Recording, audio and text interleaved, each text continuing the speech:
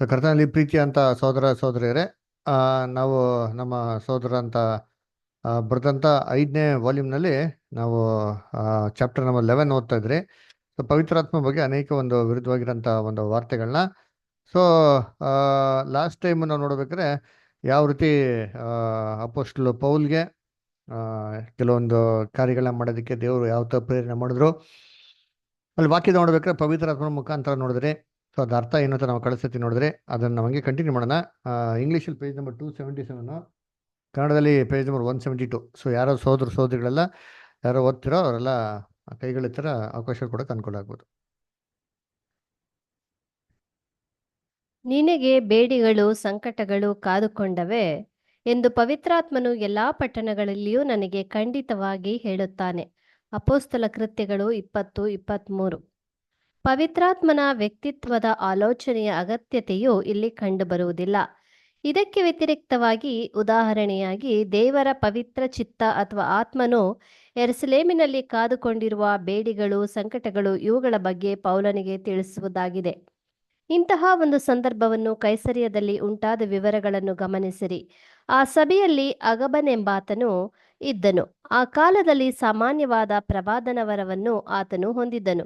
ಆತನು ಅವರ ಬಳಿಗೆ ಬಂದು ಪೌಲನ ನಡುಕಟ್ಟನ್ನು ತೆಗೆದು ತನ್ನ ಕೈಕಾಲುಗಳನ್ನು ಕಟ್ಟಿಕೊಂಡು, ಈ ನಡುಕಟ್ಟು ಯಾವನದೋ ಆ ಮನುಷ್ಯನನ್ನು ಯಹೂದ್ಯರು ಇದೇ ರೀತಿಯಾಗಿ ಯೆರೂಸಲೇಮಿನಲ್ಲಿ ಕಟ್ಟಿ ಅನ್ಯಜನರ ಕೈಗೆ ಒಪ್ಪಿಸಿಕೊಡುವರು.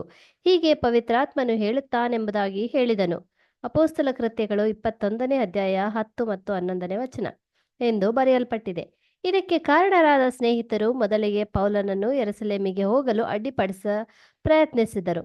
ಆದರೆ ತನ್ನ ಬಗ್ಗೆ ದೇವರ ಕಾರ್ಯಕ್ರಮಕ್ಕೆ ತಾನು ಎಂದಿಗೂ ಮಧ್ಯಪ್ರವೇಶಿಸುವುದಿಲ್ಲ ಎಂದು ಆತನು ದೃಢ ನಿರ್ಧಾರ ಕೈಗೊಂಡಿದ್ದನು. ಇದಕ್ಕೆ ವ್ಯತಿರಿಕ್ತವಾಗಿ ಆತನು, ನಾನು ಕರ್ತನಾದ ಯೇಸುವಿನ ಹೆಸರಿನಲ್ಲಿ ಬೇಡಿ ಹಾಕಿಸಿಕೊಳ್ಳುವುದಕ್ಕೆ ಮಾತ್ರವಲ್ಲದೆ ಸಾಯುವುದಕ್ಕೂ ಸಿದ್ಧವಾಗಿದ್ದೇನೆ, ವಚನ 11 ಎಂದು ಹೇಳಿದನು. ಇಲ್ಲಿ ಅಪೋಸ್ತಲನು ಪವಿತ್ರಾತ್ಮನನ್ನು ಉಲ್ಲೇಖಿಸಲಿಲ್ಲ. ತಾನು ಪವಿತ್ರಾತ್ಮನ ಸಲುವಾಗಿ ಸಾಯಲಿಕ್ಕೂ ಸಿದ್ಧ ಎಂಬುದಾಗಿ ಹೇಳಲಿಲ್ಲ ಎಂಬುದನ್ನು ಗಮನಿಸಬೇಕು.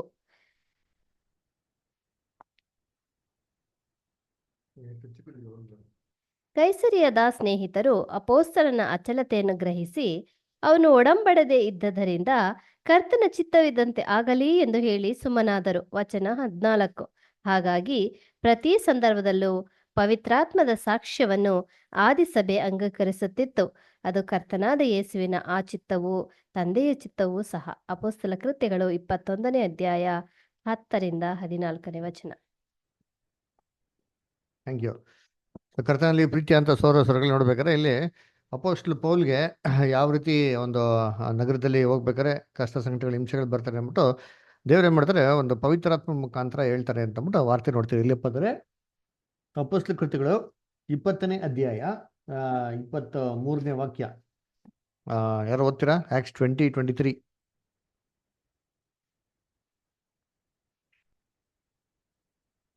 ನಿನಗೆ ಬೇಡಿಗಳು ಸಂಕಟಗಳು ಕಾದುಕೊಂಡಿವೆ ಎಂದು ಪವಿತ್ರಾತ್ಮನು ಎಲ್ಲಾ ಪಟ್ಟಣಗಳಲ್ಲಿಯೂ ನನಗೆ ಖಂಡಿತವಾಗಿ ಹೇಳುತ್ತಾನೆ.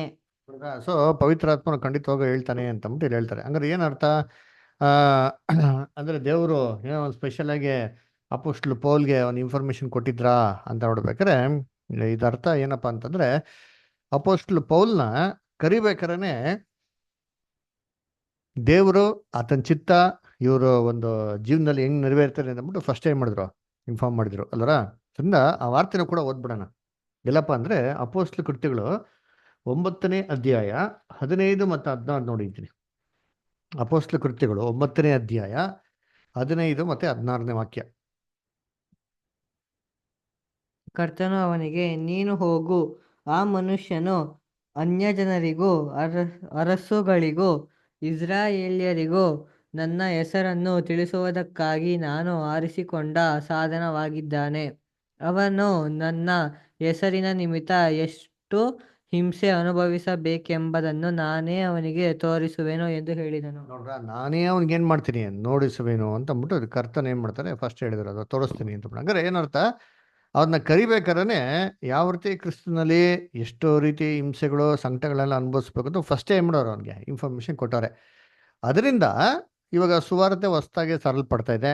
ಪ್ರತಿ ನಗರದಲ್ಲೂ ಪ್ರತಿ ಊರಲ್ಲಿ.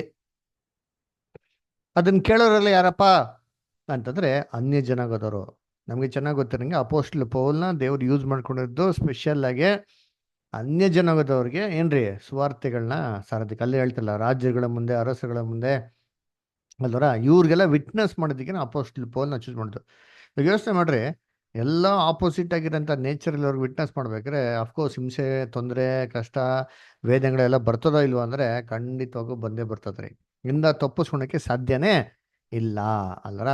ಇವಾಗ ಸಡನ್ ಆಗಿ ಇಲ್ಲಿ ಅಪೋಸ್ಟಲ್ ಕೃತಿಗಳು ನಾವು ಇನ್ನೊಂದು ವಾಕ್ಯ ಓದ್ಬೇಕಾದ್ರೆ ಏನರ್ಥ ಅಂದ್ರೆ, ಏನೋ ದೇವರು ಸ್ಪೆಷಲ್ ಆಗಿ ಇನ್ನೊಂದು ಏನೋರು ಒಂದು ಸ್ಪೆಷಲ್ ಆಗಿ ಗೈಡೆನ್ಸ್ ಕೊಡ್ತಾರೋ ಅಂದ್ರೆ ಇಲ್ಲ ರೀ. ಆಲ್ರೆಡಿ ಹೇಳಿರೋಂಥ ಒಂದು ವಿಚಾರನೇ ಯಾವ ರೀತಿ ನಗರದಲ್ಲಿ ಹೋಗ್ಬೇಕಾರೆ ಯಾವ ರೀತಿ ಮುನ್ನೆಚ್ಚರಿಕೆಯಾಗಿ ಇರಬೇಕು ಅಂತಂದ್ಬಿಟ್ಟು ದೇವರು ಅಪೋಸ್ಟಲ್ ಪೌಲ್ಗೆ ಏನು ಮಾಡೋ ವಾದಿ ಕೊಟ್ಟಾರೆ. ಅಪೋಸ್ಟಲ್ ಕೃತ್ಯಗಳು 21ನೇ ಅಧ್ಯಾಯ ನೋಡ್ಬೇಕಾದ್ರೆ ಅಗಬಸ್ ಅಂತಂದ್ಬಿಟ್ಟು ಒಬ್ಬ ಪ್ರವಾದಿ ಇದ್ದ ಅಂತ ಕೊಟ್ಟಿದ್ದಾರೆ. ಆದರೆ ಅವನೇನು ಮಾಡ್ತಾರೆ, ನಡುಕಟ್ಟಿನ ಕಟ್ಕೊಂಡ್ಬಿಟ್ಟು ಈ ಥರ ಅಪೋಸ್ಟಲ್ ಪೌಲ್ನ ಇದೇ ಥರ ಏನು ಮಾಡ್ತಾರೆ, ಎಲ್ಲ ಸೆರೆಮನೆಗೆ ಹೇಳ್ಕೊಂಡು ಹೋಗ್ತಾರೆ, ಅವ್ರಿಗೆ ಹಿಂಸೆ ಕೊಡ್ತಾರೆ ಅಂತಂದ್ಬಿಟ್ಟೆಲ್ಲ ಹೇಳೋದು ನೋಡ್ತೀರಿ. ಆದರೆ ಏನು ಈ ಥರ ಒಂದು ಪ್ರವಾದನೆ ಇವಾಗ ಕೂಡ ನಡೀತದಾ ಅಂತಂದರೆ, ಇದು ಆದಿ ಸಭೆಯಲ್ಲಿ ದೇವರ ವಾರ್ತೆಗಳು, ದೇವರ ವಾಕ್ಯಗಳು ಇನ್ನ ಬರೆಯಲ್ಪಡಲಿಲ್ಲ. ಅದರಿಂದ ಅವಾಗ ಈ ಥರ ಒಂದು ಪ್ರವಾದಿಗಳೇನಾಗಿದ್ರು ಇದ್ರು ಅದರ. ಆದರೆ ನಮಗೆಲ್ಲ ಚೆನ್ನಾಗಿ ಗೊತ್ತಿರಂಗೆ ಈ ಪ್ರವಾದಿಗಳೆಲ್ಲ ಬಂದ್ಬಿಟ್ಟು ಸೀಮಿತವಾಗಿದ್ರು. ಎಲ್ಲಿಗಪ್ಪ ಸೀಮಿತವಾಗಿದ್ರು, ಎಲ್ಲಿಗೆ ಲಿಮಿಟೇಷನ್ಸ್ ಇತ್ತು ಅಂತಂದ್ರೆ ನೋಡ್ಬೇಕಾದ್ರೆ ಎಲ್ಲ ಅಪೋಸಸ್ಸು ಏನ್ರಿ ಇರುವ ತನಕ ಮಾತ್ರ. ಯಾವಾಗ ಅಪೋಸಸ್ ಎಲ್ಲ ತೀರ್ಕೊಂಡ್ಬಿಟ್ರೋ ಇವೆಲ್ಲ ನಿಂತೋಯ್ತು ಅಂತ ಕೂಡ ನೋಡ್ತೀರಿ. ಅದರ ನಾವು ಅದಕ್ಕೆ ಬೇಸಿಕ್ ಕ್ಲಾಸ್ ನೋಡ್ಬೇಕಾದ್ರೆ ಈ ಪ್ರವಾದನೆ ವರ ಆಗಲಿ, ಈ ಅದ್ಭುತಗಳು ಮಾಡೋಂಥ ಒಂದು ವರ ಆಗಲಿ ಹೆಂಗ್ ಬರ್ತಾ ಇತ್ತು ಅಂತಂದ್ರೆ, ಅಪೋಸಸ್ಸು ಯಾರ ಮೇಲಾದ್ರು ಕೈ ಇಟ್ಟವಾಗ ಅವ್ರಿಗೇನಾಗೋದು ಈ ಒಂದು ವರ ಬಂದಿರ್ತಾ ಇತ್ತು. ಅದರ ಆಮೇಲೆ ಇದು ಅವ್ರು ಮತ್ತೊಬ್ಬರಿಗೆ ಕೊಡೋದಕ್ಕೆ ಟ್ರಾನ್ಸ್ಫರ್ ಮಾಡೋಕ್ಕೆ ಆಗ್ತಾ ಇರಲ್ಲ. ಅದರಿಂದ ಇದು ಒಂದು ಜನ್ರೇಷನ್ ತನಕ ಮಾತ್ರ ಇರ್ತಾ ಇತ್ತು. ಆ ಒಂದು ಜನ್ರೇಷನ್ ಆಗಿದೆ ಅಂತ ಏನಾಗ್ಬಿಡುತ್ತೆ, ಕಂಪ್ಲೀಟಾಗಿ ಸೀಸ್ ಆಗ್ಬಿಡ್ತಾ ಇತ್ತು. ಅಲ್ಲರ ಇದು ಹೆಂಗೆ ಅರ್ಥ ಮಾಡ್ಕೊಬೇಕು ಅಂತಂದ್ರೆ ನೋಡ್ರಿ ಅಂತೀನಿ, ಇವಾಗ ದೇವರು ಸ್ಪೆಷಲ್ ಗೈಡೆನ್ಸು, ಸ್ಪೆಷಲ್ ಚೂಸನ್ ಒಂದು ಗ್ರೂಪ್ ಯಾರಪ್ಪ ಇದೆ ಅಂದರೆ ಅಪೋಸ್ಟಲ್ಸ್ ರೀ. ಅದರ ಅದರಿಂದ ಸ್ಪೆಷಲ್ ಆಗಿರೋಂಥ ರೀತಿಯಲ್ಲಿ ಗೈಡೆನ್ಸು, ಸ್ಪೆಷಲ್ ಆಗಿರೋಂಥ ಒಂದು ಇನ್ಫಾರ್ಮೇಷನು ಫಸ್ಟೇ ದೇವರು ಮುನ್ಸೂಚನೆ ಕೊಟ್ಟು ಅಪೋಸ್ಟಲ್ಸ್ಗೆ ಏನು ಮಾಡ್ತಾ ತಿಳಿಸ್ತಾ ಇದ್ರು. ಹೇಗೆ ಅಂತಂದರೆ, ಇವಾಗ ಅಪೋಸ್ಟಲ್ಸ್ಗಿಂತ ಮುಂಚೆ ಇದ್ದವರು ಯೇಸು ಕ್ರಿಸ್ತ ರೀ. ಅವ್ರ ಜೊತೆಗೇನೆ ಅಪೋಸ್ಟಲ್ಸ್ ಏನಾಗಿದ್ರು ಇದ್ರು. ಆದರೆ ಎಷ್ಟೋ ವಿಚಾರಗಳನ್ನ ಏನ್ರಿ ಕ್ರಿಸ್ತನ್ಗೆ ದೇವರು ತಿಳಿಸಿರೋಂಥ ರೀತಿಯಲ್ಲಿ ಅಪೋಸ್ಟಲ್ಸ್ ತಿಳಿಸ್ತಾ ಇದ್ರಾ ಅಂದರೆ ಇಲ್ಲ ರೀ. ಅದರ ನಮಗೆ ಬೈಬಲಲ್ಲಿ ಚೆನ್ನಾಗಿ ಗೊತ್ತು, ಯೇಸು ಕ್ರಿಸ್ತ ಬಂದ್ಬಿಟ್ಟು ಎಷ್ಟೋ ಸನ್ನಿವೇಶಗಳನ್ನು ಮುಂಚೆನೇ ಏನು ಮಾಡಿದ್ರು, ಅವರು ಆಲೋಚಿಸಿದ್ರು, ಮುಂಚೆನೇ ಪರಿಗಣಿಸಿದ್ರು, ಇದು ಈ ಥರ ಆಗ್ತಾರೆ ಅಂತ, ನೆರವೇರ್ತಾರೆ ಅಂತಂಬಿಟ್ಟೆಲ್ಲ ಏನು ಮಾಡಿದ್ರು, ಅವರು ಕಂಡಿಡ್ಕೊಂಡ್ರು. ಇದು ಹೇಗಪ್ಪ ಅಂತಂದರೆ ದೇವರು ಆತನ ಪವಿತ್ರಾತ್ಮನ ಮುಖಾಂತರ ಪವಿತ್ರಾತ್ಮ ಭರಿತವರಾಗಿದ್ರು ಅಲ್ವರ, ಅಳತೆ ಇಲ್ದಿರೋ ತುಂಬಿದ್ರು.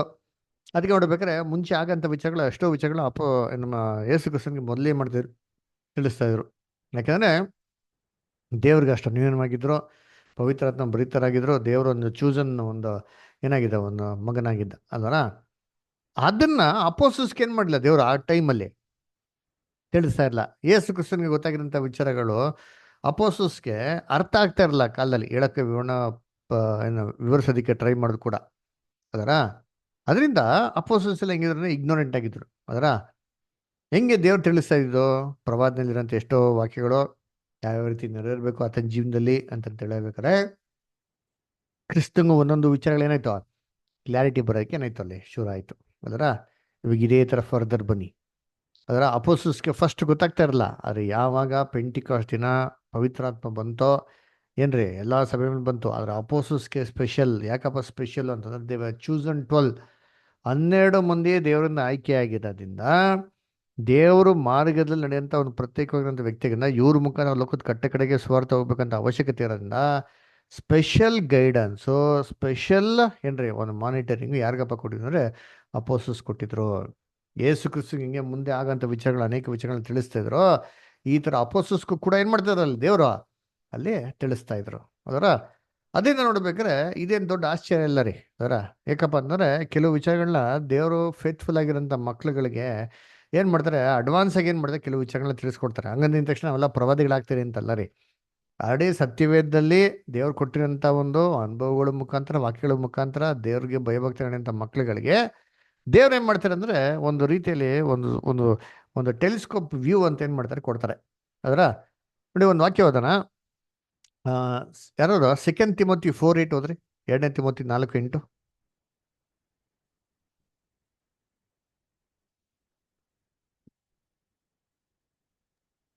ನೀತಿವಂತರಿಗೆ ದೊರಕುವ ಜಯಮಾಲೆಯು ಮುಂದೆ ನನಗೆ ಸಿದ್ಧವಾಗಿದೆ. ಅದನ್ನು ನೀತಿಯುಳ್ಳ ನ್ಯಾಯಾಧಿಪತಿಯಾಗಿರುವ ಕರ್ತನು ಆ ದಿನದಲ್ಲಿ ನನಗೆ ಕೊಡುವನು. ನನಗೆ ಮಾತ್ರವಲ್ಲದೆ ತನ್ನ ಪ್ರತ್ಯಕ್ಷತೆಯನ್ನು ಪ್ರೀತಿಸುವವರೆಲ್ಲರಿಗೂ ಕೊಡುವನು. ಸ್ವಲ್ಪ ಮುಂಚೆಯಿಂದ ಓದಿ. ಶ್ರೇಷ್ಠ ಹೋರಾಟವನ್ನು ಮಾಡಿದ್ದೇನೆ, ನನ್ನ ಓಟವನ್ನು ಕಡೆಗಣಿಸಿದ್ದೇನೆ, ಕ್ರಿಸ್ತ ನೋಡ್ರಿ ನಂಬಿಕೆಯನ್ನು ಕಾಪಾಡಿಕೊಂಡಿದ್ದೇನೆ. ನೋಡ್ರಿ ಏನು ಹೇಳ್ತಾರೆ, ಒಳ್ಳೆ ಹೋರಾಟನ ಹೋರಾಡಿದ್ದೀನಿ, ನನಗೆ ಒಂದು ಕಿರೀಟ ಏನಾಗಿದೆ, ರಿಸರ್ವ್ ಆಗಿದೆ ಅಂತ. ಇದು ಹಿಂಗೆ ಅಪೋಸ್ಟ್ಲ್ ಪೌಲ್ ಗೊತ್ತಾಯ್ತು. ಅಪೋಸ್ಟ್ಲ್ ಪೌಲ್ಗೆ ನಾನು ಸಕ್ಸಸ್ಫುಲ್ ಆಗಿ ಓಡಿದ್ದೀನಿ, ನನಗೆ ಒಂದು ಕ್ರೌನ್ ರಿಸರ್ವ್ ಆಗಿದೆ ಅಂತ ಅಪೋಸ್ಟ್ಲ್ ಪೌಲ್ ಹೆಂಗೆ ಗೊತ್ತಾಯ್ತು? ದೇವ್ರೇನೋ ಅವ್ರ ಕಿವಿಲ್ ಬಂದು ಮಾತಾಡ್ರ, ಕಂದ ವರಿಮೊಬ್ಡ ನೀನು ಸಕ್ಸಸ್ಫುಲ್ ಆಗ್ಬಿಟ್ಟ ಓಡಿದ್ಯಾ, ನೀನು ಪರಲೋಕಕ್ಕೆ ಬಂದ ತಕ್ಷಣ ನೀನು ಕಿರೀಟ ಏನು ಮಾಡ್ತೀನಿ ನಿಂಗೆ ಕೊಡ್ತೀನಿ ಸ್ಪೆಷಲಾಗಿ ಏನಾರು ಬಂದು ಹೇಳಿದ್ರಾ?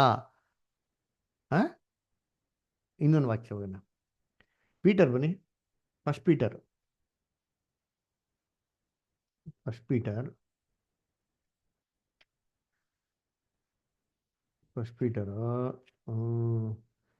5th chapter verse 1. 1 Peter 5:1.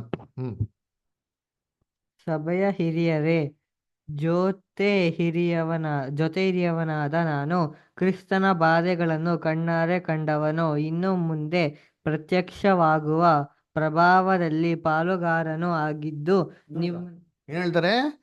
ಬಾಧೆಗಳಲ್ಲಿ ನಾನೇ ಪಾಲ್ಗಾರ ಆಗಿದ್ದೀನಿ, ಅದು ಮಾತ್ರ ಇನ್ನು ಮುಂದೆ ಬರುವಂಥ ಪ್ರಭಾವದಲ್ಲಿ ಕೂಡ ಏನಾಗ್ತೀನಿ, ಪಾಲ್ಗಾರ ಆಗ್ತೀನಿ ಅಂದ್ಬಿಟ್ಟು ಕನ್ಫರ್ಮ್ ಆಗಿ ಹಿಂಗೆ ಹೇಳಿದ್ರು ಅಪೋಸ್ಟ್ಲು ಪೇತ್ರ. ಯೇಸು ಕ್ರಿಸ್ತನ 3 ಸಲ ನಿರಾಕರಿಸಿದ ಅಪೋಸ್ಟ್ಲು ಪೇತ್ರ ಹೆಂಗೆ ಕನ್ಫರ್ಮ್ ಆಗಿ ಹೇಳಿದ್ರು? ಹಿಂಗೆ ಅಂತಂದರೆ ಏನ್ರಿ, ಅವ್ರಿಗೆ ದೇವರೊಂದು ಸ್ಪೆಷಲ್ ಗೈಡೆನ್ಸ್ ಇತ್ತು. ಅದರ ಸ್ಪೆಷಲ್ ಗೈಡೆನ್ಸ್ ಅಲ್ಲ, ಅದೊಂದೇ ಮಾತ್ರ ಅಲ್ಲ, ಇವರು ದೇವ್ರ ಮಾರ್ಗದಲ್ಲಿ ಯೋಗ್ಯವಾಗಿ ಹೆಂಗೆ ಗೊತ್ತಾ ಮಾಡಿದ್ರು, ಪಕ್ಕಾ ನಡ್ಕೊಂಡು ಹೋದ್ರು. ನೋಡ್ತೀನಿ ಆ ದೇವ್ರ ಮಾರ್ಗದಲ್ಲಿ ಹೆಂಗೆ ಫೇತ್ಫುಲ್ಲಾಗಿ ನಡೀತಾ ಇದ್ರೋ, ಅವಾಗ ಏನಾಯ್ತು ಅಂದರೆ ಇವ್ರಿಗೆ ಆಟೋಮೆಟಿಕ್ಕಾಗಿ ಏನು ಮಾಡ್ತದ, ಸ್ಪಿರಿಟ್ ವಿಟ್ನೆಸ್ ಕೊಡೋಕ್ಕೆ ಶುರು ಆಯಿತು. ನಾವು ಕ್ರೌನ್ಗೆ ಏನು ಮಾಡ್ತಾ ಇದ್ದೀರಿ, ಓಡ್ತಾ ಇದ್ದೀರಿ. ಕಳೆದ ಒಂದು ಚಾಪ್ಟ್ರಲ್ಲಿ ಎಲ್ಲ ಜ್ಞಾಪಿಸ್ಕೊಳ್ಳಿ, ಇಲ್ಲ ಅಂದರೆ ಯೂಟ್ಯೂಬಲ್ಲಿ ದಯವಿಟ್ಟು ರೆಕಾರ್ಡಿಂಗ್ ಕೇಳಿ, ಸೂಪರ್ ಆಗಿದೆ ಪಾಯಿಂಟ್ಸ್ಗಳು. ಪವಿತ್ರಾತ್ಮ ನಮಗೆ ಹೇಗೆ ಸಾಕ್ಷಿ ಕೊಡ್ತಾನೆ, ನಾವು ನೂತನ ಸೃಷ್ಟಿಯಾಗಿದ್ದೀವಿ, ನಾವು ದೇವರ ಒಂದು ಮಾರ್ಗ ನಡೀತಾ ಇರೋಬಿಟ್ಟು ಹೆಂಗಪ್ಪ ಗೈಡೆನ್ಸ್ ಅಂದರೆ ಆ ಸಿಂಪ್ಟಮ್ಸ್ ನಮ್ಮಲ್ಲಿ ಇರಬೇಕು. ಅದರ ಇವಾಗ ಕ್ಯಾನ್ಸರ್ ಬಂದಿದೆ ಅಂತ ಡಾಕ್ಟರ್ ಹೆಂಗೆ ಕಂಡುಹಿಡಿತಾರೆ? ಅದರ ಸಿಂಪ್ಟಮ್ಸ್, ಅದರ ಕೆಲವೊಂದು ಸಿಂಪ್ಟಮ್ಸ್ ಏನು ಮಾಡ್ತಾರೆ ನಮ್ಮ ಹತ್ರ, ಆ ಸಿಂಪ್ಟಮ್ಸ್ ಇತ್ತು ಅಂದರೆ ಕನ್ಫರ್ಮ್ ಏನದು, ಅದು ಒಂದು ಕ್ಯಾನ್ಸರ್ ಅಂತಂದ್ಬಿಟ್ಟು ಏನೋ ಎಲ್ಲ ಆಪ್ರೇಷನ್ ಮಾಡಿ ಗಡ್ಡೆ ತೆಗೆದು ಆಮೇಲೆಲ್ಲ ಎಕ್ಸಾಮಿನ್ ಮಾಡ್ತಾರಾ? ಕೆಲವೊಂದು ಕೇಸಸ್ಸಲ್ಲಿ ಮಾಡ್ತಾರೆ, ನಾಟ್ ಆಲ್ ದ ಕೇಸಸ್. ಅದರ so symptoms are very important. ಅದೇ ರೀತಿ ಅಪೋಸ್ಟ್ಲ್ ಪೌಲ್ ಜೀವಿತದಲ್ಲಿ ದೇವರು ಆಲ್ರೆಡಿ ಏನು ಮಾಡಬೇಕು, ಕರೆಯಕ್ಕೆ ಮುಂಚೆನೇ ಕರೆದು ಬಿಟ್ಟಿದ್ರು, ಹೇಳ್ಬಿಟ್ಟಿದ್ರು, ನೋಡಪ್ಪ ನೀನು ಇದಕ್ಕಾಗ್ತಾನೆ ಏನು ಮಾಡ್ತಾ ಇದ್ದೀನಿ, ಕರಿತಾ ಇದ್ದೀನಿ. ಅದರಿಂದ ಅಪೋಸ್ಟ್ಲ್ ಪೌಲು ಏನ್ರಿ, ಯಾರೇ ಪ್ರವಾದಿ ಅಗಬಸ್ ಅವರು ಪ್ರವಾದನೆ ಹೇಳಿದ್ರು ಸರಿ, ಊರಿಗೆ ಹೋಗ್ಬೇಡ ಅಂತೆಲ್ಲ ತಡೆದು ಸರಿ, ಅಪೋಸ್ಟ್ಲ್ ಪೌಲು ನಿಂತ್ಕೊಂಡ್ಬಿಟ್ರಾ? ಇಲ್ಲ, ಅಯ್ಯೋ ಓದು ಕರೆಕ್ಟು, ನೀಪ್ಪ ಏನಪ್ಪ ಎಷ್ಟು ಒಳ್ಳೆ ವಾರ್ನಿಂಗ್ ಕೊಟ್ಬಿಟ್ಟೆ, ಅಲ್ಲಿ ಹೋದ್ರೆ ನಂಗೆ ಏಟ್ಗಳು ಬೀಳ್ತಾರೆ, ಹಿಂಸೆಗಳು ಬೀಳ್ತಾರೆ ಅಂದ್ಬಿಟ್ಟು ಅಪೋಸ್ಟ್ಲ್ ಪೌಲ್ ಇದಕ್ಕೆ ಹಿಂದಕ್ಕೆ ಹೋಗ್ಬಿಟ್ರ ಅಂದರೆ ಇಲ್ಲ ರೀ. ಯಾಕೆ ಅಂದರೆ ಅವ್ರು ಬಂದಿರೋದೇ ಇದಕ್ಕೋಸ್ಕರನೇ. ಅದನ್ನ ನೋಡ್ಬೇಕಾದ್ರೆ ಅವ್ರು ಯಾರ ಮಾತನ್ನ ಕೇಳಿದಾರ ಮೈಂಡ್ನ ಫಿಕ್ಸ್ ಮಾಡ್ಕೊಂಡು ಫೋಕಸ್ ಮಾಡ್ಕೊಂಡು ಏನು ಮಾಡ್ತಾರೆ ಅಂದರೆ ದೇವಚಿತ್ರ ನಿರ್ವಹಿಸೋದಕ್ಕೆ ಏನು ಮಾಡ್ತಾರೆ, ಆ ಕಡೆಗೆ ಹೋಗೋದಕ್ಕೆ ಶುರು ಮಾಡ್ತಾರೆ. ಅಲ್ಲ, ಇದು ಏನಪ್ಪ ಅಂದರೆ ಇದು ಏನ್ರಿ ಗಾಡ್ ಮಕ್ಳುಗಳಿಗೆ ಇರುವಂಥ ಒಂದು ಗೈಡೆನ್ಸ್ ಅದರ. ಸೊ ಈ ರೀತಿ ಒಂದು ಗೈಡೆನ್ಸು ಇದೆ ಅಂದಿದ ತಕ್ಷಣಕ್ಕೆ ಒಂದು ಪ್ರವಾದಿ ಆಗೋದಕ್ಕೇನಿಲ್ಲ, ಸಾಧ್ಯ ಇಲ್ಲ. ಅನುಭವಗಳ ಮೇಲೆಯೂ ಅದರ ಏನ್ರಿ ದೇವರ ವಾಕ್ಯದಲ್ಲಿ ಬೆಳೆದಿರೋಂಥ ಒಂದು ರೀತಿಯ ಮೇಲೆಯೂ ದೇವ್ರು ಏನು ಮಾಡ್ತಾರೆ, ನಮಗೆ ಒಂದೊಂದು ರೀತಿಯಲ್ಲಿ ನಮಗೆ ಬೆಳೆಸ್ತಾರೆ.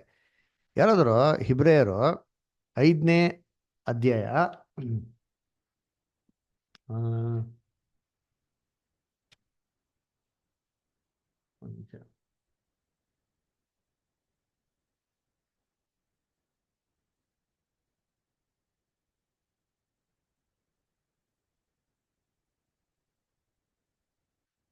5:13 ನೋಡ್ರಿ, Hebrews 5:13. ಹಾಲು ಬೇಕಾದವನು ಕೂಸಿನಂತಿದ್ದು ನೀತಿ ವಾಕ್ಯದಲ್ಲಿ ಅನುಭವವಿಲ್ಲದವನಾಗಿದ್ದಾನೆ. ನೋಡ್ರ, ನೀತಿ ವಾಕ್ಯದಲ್ಲಿ ಅನುಭವ ಇಲ್ಲದವನು ಅಂತ. ಏನೋ ನೀತಿ ವಾಕ್ಯದ ಅನುಭವ ಇಲ್ಲದವನು, ನೀತಿ ವಾಕ್ಯ ಅದ್ರಲ್ಲಿ ಅನುಭವ ಏನಿರಬೇಕು? ದೇವರ ವಾಕ್ಯದಲ್ಲಿ ಏನಿರಬೇಕು? ಎಕ್ಸ್ಪೀರಿಯನ್ಸ್ ಇರಬೇಕು. ಏನು ಎಕ್ಸ್ಪೀರಿಯನ್ಸು? ನಮ್ಮ ಪ್ರಾಕ್ಟಿಕಲ್ ಲೈಫಲ್ಲಿ ದೇವ್ರ ವಾಕ್ಯ ನಾವು ಯಾವಾಗ ಇಂಪ್ಲಿಮೆಂಟ್ ಮಾಡ್ಕೊಂಡು ಪಕ್ಕ ನಡೆಯೋದಕ್ಕೆ ಶುರು ಮಾಡ್ತೀರೋ, ಕೆಲವೊಂದು ಎಕ್ಸ್ಪೀರಿಯನ್ಸಸ್ ನಾವೇನು ಮಾಡ್ತೀರಿ? ಪಡ್ಕೊತೀರಿ. ಅದರ ಆ ಎಕ್ಸ್ಪೀರಿಯನ್ಸಸ್ನ ಬರುವಂಥ ನೆಕ್ಸ್ಟ್ ಶೋಧನೆಗಳಲ್ಲಿ ಅಪ್ಲೈ ಮಾಡಿದವಾಗ ನಾವೇನು ಮಾಡ್ತೀರಿ? ಇನ್ನಷ್ಟು ಬಲಗೊಳ್ತೀರಿ, ಇನ್ನಷ್ಟು ಅನುಭವ ಏನು ಮಾಡ್ತೀವಿ ನಾವು? ಪಡ್ಕೊತೀರಿ. ಅಲ್ವರ? ನಮಗೆ ನೆಗಡಿ ಬರ್ತಾರಪ್ಪ ಅದರ ಫಸ್ಟ್ ಟೈಮ್ ನೆಗಡಿ ಬರ್ತಾರೆ ಲೈಫಲ್ಲಿ. ಅವಾಗ ಏನು ಮಾಡ್ತೀರಿ? ಡಾಕ್ಟರ್ ಹತ್ರ ಏನು ಮಾಡ್ತೀರಿ? ಹೋಗ್ತೀರಿ. ಡಾಕ್ಟರ್ ಏನು ಮಾಡ್ತಾರೆ? ಮೆಡಿಸಿನ್ಸ್ ಎಲ್ಲ ಕೊಡ್ತಾನೆ. ನಮ್ಗೆ ಏನಾದ್ರೆ ಖಾಲಿ ವಾಸಿ ಆಗ್ಬಿಡ್ತದರ. ನೆಕ್ಸ್ಟ್ ಟೈಮ್ ಇದೇ ಥರ ನೆಗಡಿ ಬರ್ತಾರೆ, ಅವಾಗ ಏನು ಮಾಡ್ತೀರಿ? ಹೇಳ್ರಿ.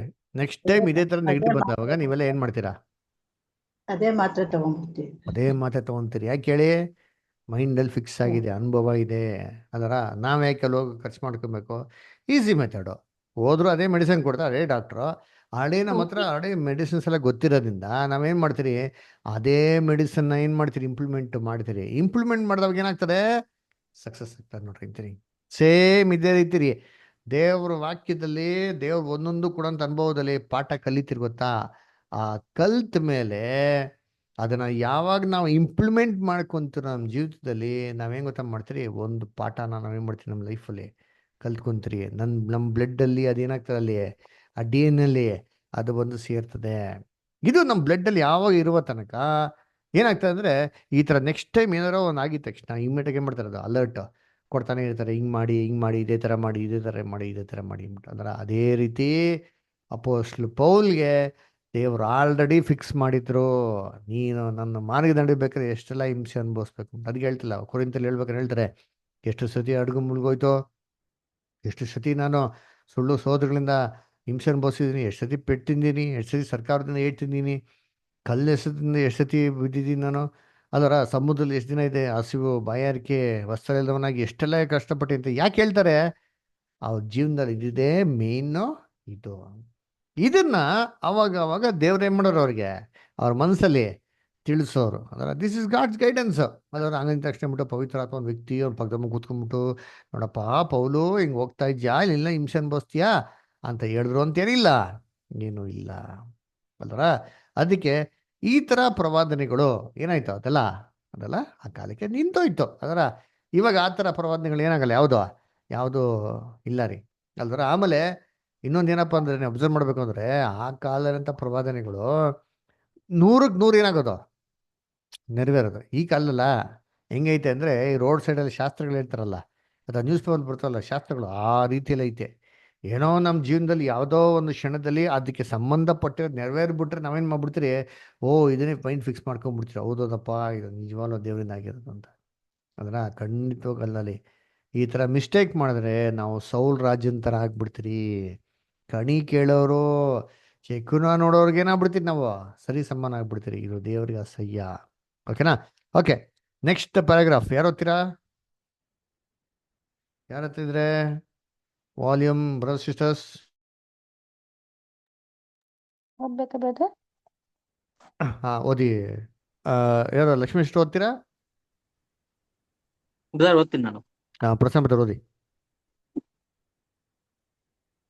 ಪವಿತ್ರಾತ್ಮನು ಕೆಲವೊಂದು ಮೇಲ್ವಿಚಾರಕರನ್ನು ನೇಮಿಸಿತು. The holy spirit made some ಓವರ್ಸಿಯರ್ಸ್.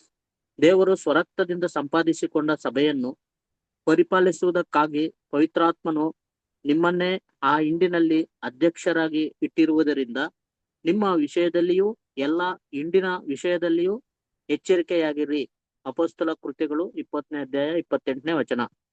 ಮೇಲಿನ ಮಾತುಗಳನ್ನು ಎಫೆಸ ಸಭೆಯ ಹಿರಿಯರನ್ನು ಉದ್ದೇಶಿಸಿ ಹೇಳಲಾಗಿದೆ. ಅಪೊಸ್ತಲನು ಇಲ್ಲಿ ಸಭೆಯಲ್ಲಿನ ಅವರ ಸೇವಕ ಸ್ಥಾನವು ಕೇವಲ ತಾವೇ ನೇಮಿಸಿಕೊಂಡದ್ದಲ್ಲ, ಅಥವಾ ಕೇವಲ ಸಭೆಯಿಂದ ನೇಮಿಸಲ್ಪಟ್ಟದ್ದಲ್ಲ, ಅಥವಾ ಮಾನ್ಯ ಮಾಡಲ್ಪಟ್ಟದ್ದಲ್ಲ. ಆದರೆ ದೇವರು ತನ್ನ ಪವಿತ್ರಾತ್ಮನ ಮೂಲಕ ಅವರ ಆಯ್ಕೆಯ ಕಾರ್ಯಾಚರಣೆ ನಡೆಸಿದ್ದಾನೆ ಎಂಬ ಸತ್ಯವನ್ನು ಅವರ ಗಮನಕ್ಕೆ ತರುವವನಾಗಿದ್ದಾನೆ.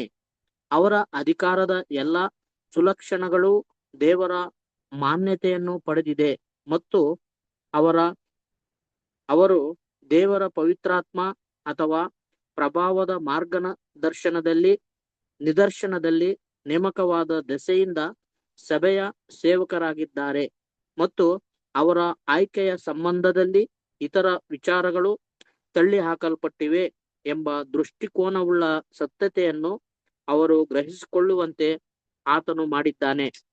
ಹೀಗೆ ಮತ್ತೊಂದು ಸ್ಥಳದಲ್ಲಿ ಅಪೊಸ್ತಲನು ಸಭೆಯೊಂದನ್ನು ಉದ್ದೇಶಿಸಿ ಮಾತನಾಡುತ್ತಾ, ಕಾರ್ಯಗಳಲ್ಲಿ ಬೇರೆ ಬೇರೆ ವಿಧಗಳುಂಟು, ಸರ್ವರಲ್ಲಿಯೂ ಸರ್ವ ಕಾರ್ಯಗಳನ್ನು ಸಾಧಿಸುವ ದೇವರು ಒಬ್ಬನೇ. ಆದರೆ ಪ್ರತಿಯೊಬ್ಬನಲ್ಲಿ ತೋರಿಬರುವ ದೇವರಾತ್ಮ ವರಗಳು ಸರ್ವರ ಪ್ರಯೋಜನಾರ್ಥಕವಾಗಿ ಕೊಡಲ್ಪಟ್ಟಿವೆ. ದೇವರು ತನ್ನ ಸಭೆಯಲ್ಲಿ ಮೊದಲು ಅಪೊಸ್ತಲರನ್ನು, ಎರಡನೆಯದಾಗಿ ಪ್ರವಾದಿಗಳನ್ನು, ಮೂರನೆಯದಾಗಿ ಉಪದೇಶಕರನ್ನು ಇಟ್ಟಿದ್ದಾನೆ. 1 ಕೊರಿಂಥ 12ನೇ ಅಧ್ಯಾಯ 6, 7, 28 ವಚನಗಳು ಎಂದು ಹೇಳುವವನಾಗಿದ್ದಾನೆ. Thank you brother. ಸೊ ಇಲ್ಲಿ ಅಪೊಸ್ತಲ ಕೃತ್ಯಗಳು 20-28 ನೋಡ್ಬೇಕಾದ್ರೆ ದೇವರ ಪವಿತ್ರ ಆತ್ಮವು ಎಂತ ನೇಮಿಸಿರಂತ ಹಿಂಡಿನ ಮೇಲೆ ಏನ್ರಿ ಒಂದು ಹಿರಿಯರಾಗಿ ನೇಮಿಸಿದ್ದಾರೆ ಅಂತ ಹೇಳ್ತಾರೆ. ಅದೇನರ್ಥ? ದೇವರು ಪವಿತ್ರಾತ್ಮನ ಮುಖಾಂತರ ಹೆಂಗೆ ಅಪಾಯಿಂಟ್ ಮಾಡಿದ್ರು ಅಂತಂದರೆ ಏನ್ರಿ, ದೇವ್ರು ಏನೋ ಒಂದು ವ್ಯಕ್ತಿನ ಕಳಿಸ್ಬಿಟ್ಟು ಅಪಾಯಿಂಟ್ ಮಾಡಿದ್ರು ಅಂತಲ್ಲ ರೀ. ಅದರ ದೇವರ ಪವಿತ್ರಾತ್ಮ ಯಾರಲ್ಲಿದೆ? ದೇವರ ಪವಿತ್ರಾತ್ಮ ಯಾರಲ್ಲಿದೆ?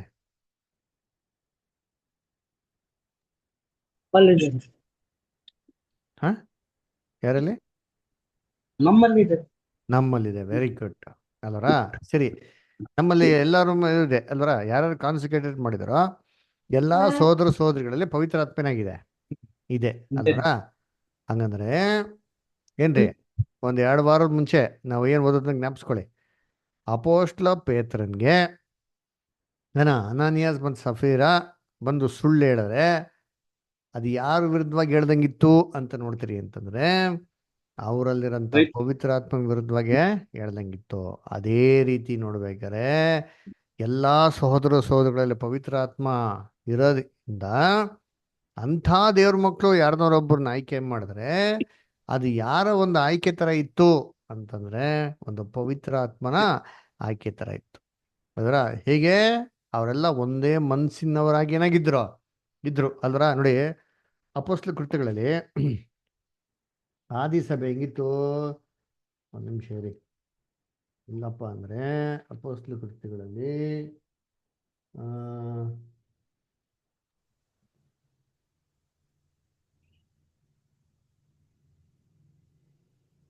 4:32 Acts 4:32 ನೋಡಿ.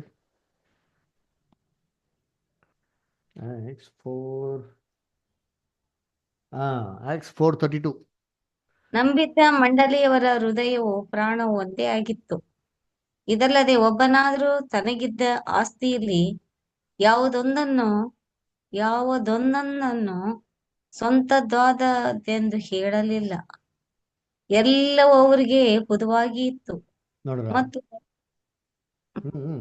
ಓದಿ ಮತ್ತು ಕರ್ತನಾದ ಯೇಸು ಜೀವಂತನಾಗಿ ಎದ್ದು ಬಂದನೆಂಬುದಕ್ಕೆ ಅಪೊಸ್ತಲರು ಬಹು ಬಲವಾಗಿ ಸಾಕ್ಷಿ ಹೇಳುತ್ತಿದ್ದರು. ಬಹಳ ದಯವು ಅವರ ಮೇಲೆ ಇತ್ತು.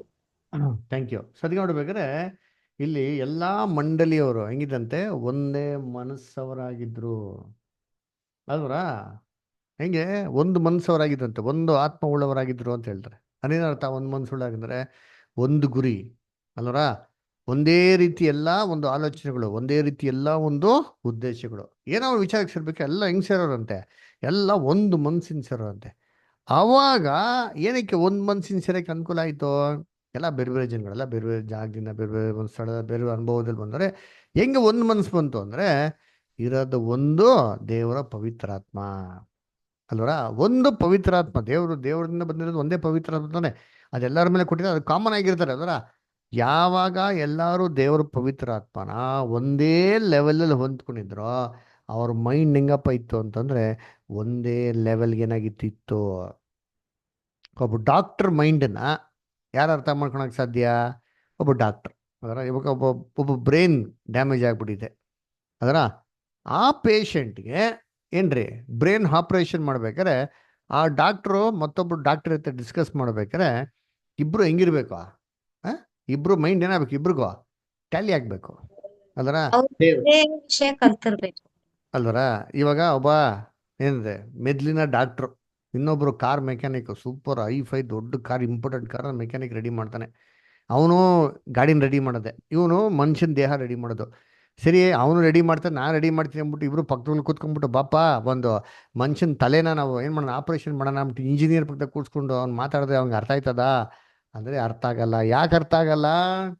ಯಾಕೆಂದರೆ ಆ ಫೀಲ್ಡಲ್ಲಿ ಅವ್ನು ಬಂದಿಲ್ಲ ಅಲ್ವರ, ಆ ಮನಸ್ಸು ಇವರಲ್ಲಿಲ್ಲ. ಆದರೆ ಇಲ್ಲಿ ನೋಡ್ಬೇಕಾದ್ರೆ ಎಲ್ಲ ಒಂದು ಮನಸ್ಸಲ್ಲಿ ಹೆಂಗಪ್ಪ ಇದ್ರು ಅಂತಂದರೆ ಒಂದು ಏನಂದ್ರೆ ಅಂಡರ್ಸ್ಟ್ಯಾಂಡಿಂಗ್ ಏನಾಗಿತ್ತು ಇತ್ತು. ಯಾಕಂದರೆ ಕ್ರಿಸ್ತನಲ್ಲಿರೋಂಥ ಮನಸ್ಸು ಎಲ್ಲ ಸಭೆ ಮಕ್ಕಳಲ್ಲಿ ಇರಬೇಕಾದ್ರೆ ಒಂದು ಮನಸ್ಸಿಂದ ಇದ್ರು. ಇವರು ಯಾರೋ ಒಬ್ರನ್ನ ಆಯ್ಕೆ ಮಾಡಿದ್ರೆ ಇವರು ನಮ್ಮ ಸಭೆಗೆ ಹಿರಿಯರಾಗಿರ್ಲಿ ಅಂತ ಆಯ್ಕೆ ಮಾಡ್ಬೇಕಾದ್ರೆ ಆ ಹಿರಿಯರ ಆಯ್ಕೆ ಹೆಂಗಿತ್ತು ಅಂದರೆ ಅದು ಅವರಿಂದ ಬಂದಿದ್ದಲ್ಲ, ದೇವರ ಪವಿತ್ರಾತ್ಮೆಯಿಂದ ಬಂದಿರೋಂಥದ್ದಾಗಿತ್ತು. ಇವತ್ತು ಹಂಗಿಲ್ವೇ ಇಲ್ಲ ಬಿಡ್ರಿ ಕಂಡೀಷನ್. ಇವತ್ತು ಟೋಟ್ಲಿ ಡಿಫ್ರೆಂಟು. ಅವರ ಏನ್ರಿ, ಒಬ್ಬರನ್ನೊಬ್ಬರು ಕಾಲಿಳಿಯೋದು, ಇನ್ನೊಬ್ರು ಬರ್ದೇತಿಲಿ ಎಲ್ಲ ಏನೆಲ್ಲ ಕುತಂತ್ರ ಮಾಡ್ಬೇಕು ಅಥವಾ ಕುತಂತ್ರಗಳು ಮಾಡಿ ಏನ್ರಿ ತಾವೇ ಪಟ್ಟಾಭಿಷೇಕದ ಪರ್ಮನೆಂಟಾಗಿ ಕೂತ್ಕೊಬೇಕು ಅಂತ ಏನು ಮಾಡ್ತಾರೆ, ರಾಜಕೀಯ ಮಾಡೋ ಥರ ಇವತ್ತೇನ್ರಿ ಇವತ್ತು ಸಭೆಯಲ್ಲಿ ನಡಿ ಅಂತ ಏನ್ರಿ ಒಂದು ಹಿರಿಯರ ಆಯ್ಕೆಗಳು ಆಯ್ತು ನೋಡಿ. ಗೌರ್ಮೆಂಟಲ್ಲಿ ಕಾಂಗ್ರೆಸ್ ಗೌರ್ಮೆಂಟ್ ಬಂದರೆ ಬಿ ಜೆ ಪಿಗೆ ಆಗಲ್ಲ, ಬಿ ಜೆ ಪಿ ಬಂದರೆ ಕಾಂಗ್ರೆಸ್ ಆಗಲ್ಲ, ಅವ್ನ ಕಾಲು ಎಳೆಯೋದು ಇವ್ನ ಕಾಲು ಎಳೆಯೋದು, ಇವ್ನ ಕಾಲು ಎಳೆಯೋದು ಅವ್ನ ಕಾಲು ಎಳೆಯೋದು ಅಲ್ವರ, ಇದೇ ಕಿತ್ಲಾಟ ಆಗೋಯ್ತು. ಸಮಾಜದಲ್ಲಿ ಜನಗಳಿಗೆ ಏನೂ ಒಳ್ಳೆತೇ ಇಲ್ಲ. ಈ ಥರ ಆಗ್ಬಿಡೈತಿ ಇವತ್ತು. ಏನ್ರಿ ಸಭೆಯ ಒಂದು ಹಿರಿಯರ ಆಯ್ಕೆ, ಇದು ದೇವರ ಪವಿತ್ರಾತ್ಮನ ಆಯ್ಕೆ ಏನಂತಂದ್ರೆ ಅದು ಖಂಡಿತವಾಗ ದೇವರ ಪವಿತ್ರಾತ್ಮ ಆಯ್ಕೆನಲ್ಲ ರೀ. ಒಂದೇ ಮನ್ಸಿಲ್ದಿರ್ಬೇಕಾರೆ ಹೆಂಗೆ ನೀವು ಒಬ್ಬ ವ್ಯಕ್ತಿನ ಆಯ್ಕೆ ಮಾಡೋಕ್ಕೆ ಸಾಧ್ಯ? ಯೋಚನೆ ಮಾಡ್ರಿ ಅಂತೀರಿ. ಅಂದರೆ ಏನರ್ಥ ಅಂತಂದರೆ ಒಂದು ಮನಸ್ಸು ಇಲ್ದಿರೋಂಥ ವ್ಯಕ್ತಿಗಳು ಯಾರೋ ಒಬ್ಬನ ಆಯ್ಕೆ ಮಾಡಿದ್ರೆ ಅದು ಹೆಂಗಿರ್ತಾರೆ ಅಂತಂದ್ರೆ ಅದು ಆಯ್ಕೆ ಅದು ಖಂಡಿತವಾಗ ಕರ್ತನಿನ್ನಲ್ಲ. ಎಲ್ಲರಲ್ಲೂ ಪವಿತ್ರಾತ್ಮ ಇರ್ಬೋದು, ಆದರೆ ಎಲ್ಲರಲ್ಲಿರೋಂಥ ಪವಿತ್ರಾತ್ಮ ಹೆಂಗಿರ್ಬೇಕು? ಎಲ್ಲರಿಗೂ ಈಕ್ವಲ್ ಆಗಿರ್ಬೇಕ್ರಿ. ಅಟ್ಲೀಸ್ಟ್ ಒಂದು ಕಾಮನ್ ಗ್ರೋತ್ ಏನಾಗಿರ್ಬೇಕು, ಇರ್ಬೇಕ್ರಿ ಅಲ್ವರ. ಏನ್ರಿ ತಂದೆಗಿರೋ ಅನುಭವಕ್ಕೂ ಮಗನಿಗಿರೋ ಅನುಭವಕ್ಕೂ ಎರಡು ಒಂದೇನಾ? ಇಲ್ಲ ಅಲ್ವಾ? ಅದೇ ಥರ ನೋಡ್ಬೇಕಾದ್ರೆ ಸತ್ಯದ ಅನೇಕ ವರ್ಷಗಳು ಇರೋಂಥ ಸಹೋದರಗಳಿಗೂ ಅನೇಕ ವರ್ಷ ಇಲ್ಲಿರೋ ಸಹೋದರಗಳಿಗೂ ಇಬ್ರಿಗೂ ಒಂದೇ ಲೆವೆಲ್ ಇರಲ್ಲ ರೀ. ಆ ಮೆಚೂರಿಟಿಗೆ ಏನಾಗ್ಬೇಕು, ಎಲ್ಲರೂ ಬರ್ಬೇಕ್ರಿ. ಅವಾಗ ಒಂದು ಮನಸ್ಸಿಂದ ಏನೋ ನಿರ್ಧಾರ ತಗೊಂಡ್ರೆ ಅದು ಸಭೆಯ ಒಳ್ಳೆತಿಗಾಗಿ ಇರ್ತಾರೆ ಅಲ್ವರ. ಅದಕ್ಕೆ ನಮ್ಮ ಬ್ರದರ್ ಹೇಳ್ಬೇಕಾರೆ ಏನು ಹೇಳ್ತಾರೆ ಗೊತ್ತಾ, ಸಭಾಧ್ಯಕ್ಷನು ಹೆಂಗಿರ್ಬೇಕು ಅಂತ ಹೇಳ್ತಾರೆ ಅಂತಂದರೆ ಅವನು ವಾಕ್ಯೋಪದೇಶ ಮಾಡೋನಾಗಿರ್ಬೇಕು ಅಂತ ಹೇಳ್ತಾರೆ. ಏನು ವಾಕ್ಯೋಪದೇಶ ಮಾಡೋದು ಅಂತಾರೆ? ಸುಮ್ಮನೆ ಬಂದ್ಬಿಡೋದು, ಏನೋ ಪಾಠ ಮಾಡೋ ಹೋಗ್ಬಿಡೋದು, ಮುಗೀತಪ್ಪ ಈಸ್ ಏಬಲ್ ಟು ಟೀಚ್, ಮುಗೀತು, ನಾನು ಪಾಠ ಮಾಡಿಬಿಟ್ಟೆ ಮುಗಿದೋಯ್ತು, ಅದಲ್ಲ ರೀ ಪಾಠ ಅಂತಂದರೆ ಅದರ. ಅದಕ್ಕೇನು ಹೇಳ್ತಾರೆ ಅಂದರೆ 6 ವಾಲ್ಯೂಮ್ನ ಓದಿರ್ಬೇಕು ಅಂತ ಹೇಳ್ತಾರೆ. ನಿಜವೂ ಹೇಳ್ತೀನಿ, 6 ವಾಲ್ಯೂಮ್ನ ಓದಿರೋಂಥ ಒಬ್ಬ ವ್ಯಕ್ತಿ ಅವನ ಲೈಫಲ್ಲಿ ಇದನ್ನ ಇಂಪ್ಲಿಮೆಂಟ್ ಮಾಡ್ತಾನೆ ಅಂತಂದರೆ ಅವ್ನು ನಿಜವಾಗ್ಲೂ ಅವ್ರ ಬಿಹೇವಿಯರ್ ಆಗಲಿ ಅವ್ರು ಮಾಡೋಂಥ ಕ್ರಿಯೆಗಳಾಗಲಿ ಏನಿದೆ ಟೋಟಲ್ ಡಿಫ್ರೆಂಟ್ ಆಗಿರ್ತಾರೆ ರೀ. ಅದರಿಂದ ಈ ಒಂದು ಮನಸ್ಸಿಂದ ಆಯ್ಕೆ ಮಾಡಿರೋಂಥ ಏನ್ರಿ ಒಂದು ಎಲ್ಡರ್ ಏನಾಗಿರ್ಬೇಕು, ಇದನ್ನ ಅಪೊಸ್ಟಲ್ ಪೌಲ್ ಏನಾಗಿದ್ರು ಇದ್ರು ಅಂತಂತ ಹೇಳ್ತಾರೆ. ಅದಕ್ಕೆ ಏನ್ರಿ ಪವಿತ್ರಾತ್ಮೆಯಿಂದ ಆಯ್ಕೆಯಾಗಿರೋಂಥ ಒಂದು ಹಿರಿಯರಾಗಿ ನೀವು ದೇವ್ರು ನಿಮ್ಗೆ ಏನು ಮಾಡೋದಂತೆ, ಒಂದು ಹಿಂಡಿನ ಮೇಲೆ ನಿಮಗೆ ಅಧ್ಯಕ್ಷರಾಗಿ ಮಾಡೋರೆ. ಅದರ ದೇವರಿಂದ ಮಾಡಿರೋದು. ಈ ಥರ ಮಾಡೋಂಥ ಕೆಲಸ ಯಾರಿಂದ ಮಾಡಿರೋದು? ಅದು ದೇವರಿಂದ ಮಾಡಿರೋದು ಅಂತ. ಎಲ್ಲ ಕಚಾಟ ಜಗಳ ಮಾಡ್ಕೊಂಡು ಇದು ಮಾಡೋದು ದೇವರಿಂದ ಅಲ್ವೇ ಇಲ್ಲ ರೀ. ಅದರ ಅದೇನ್ರಿ ಹೆಂಗೆ ಗೊತ್ತಾ, ಅದು ಯಾಕೋಬಲ್ಲಿ ಓದಿ, ಎಲ್ಲಿ ಹೇಳ್ತಾರೆ? ಯಾಕೋಬಲ್ಲಿ ನೋಡ್ರಿ ಅಂತೀನಿ ಹೇಳ್ತಾರೆ.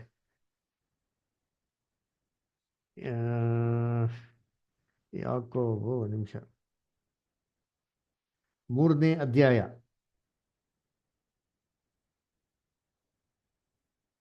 14, 15, 16. ಆದರೆ ತೀಕ್ಷ್ಣವಾದ ಮತ್ಸರವು ಪಕ್ಷಭೇದವು ನಿಮ್ಮ ಹೃದಯದೊಳಗೆ ಇರುವಲ್ಲಿ ನೀವು ಸತ್ಯಕ್ಕೆ ವಿರೋಧವಾಗಿ ಸುಳ್ಳಾಡಿ ಹೊಗಳಿಕೊಳ್ಳಬೇಡಿರಿ. ಏನ್ ಕ್ಲೀನಾಗಿ ಹೇಳ್ತಂತಾರೆ, ಈ ಥರ ಎಲ್ಲ ಇದ್ರೆ ಏನಪ್ಪಾ ಅಂತಂದ್ರೆ ಸತ್ಯದ ವಿರುದ್ಧವಾಗಿ ನಡ್ಕೊಂಡಂಗೆ ಅಂತಾರೆ. ಸತ್ಯದ ವಿರುದ್ಧವಾಗಿ ನಡ್ಕೊಂಡು ಸುಳ್ಳಾಡಬೇಡಿರಿ ಅಂತ ಏನು ಹೇಳಿ ಕೇಳ್ತಾರೆ ಅಂದರೆ, ಇವೆಲ್ಲ ಇತ್ತು ಅಂದರೆ ನೆಕ್ಸ್ಟ್ ಬಾಯಿನಲ್ಲಿ ಬರೋದೇನ್ರಿ? ಫಸ್ಟು ಸುಳ್ಳು. ಅದಕ್ಕೆ ಹೇಳ್ತಾರೆ ಸುಳ್ಳಾಡಬೇಡ್ರಿ, ಇವೆಲ್ಲ ಇದ್ರೆ ಸುಳ್ಳು ಬಂದ್ಬಿಡ್ತದೆ, ಇವೆಲ್ಲ ಸುಳ್ಳಾಡಬೇಡ್ರಿ. ಆಮೇಲೆ ನೆಕ್ಸ್ಟ್ ಅದು ಮೇಲಿನಿಂದ ಬಂದ ಜ್ಞಾನವಲ್ಲ.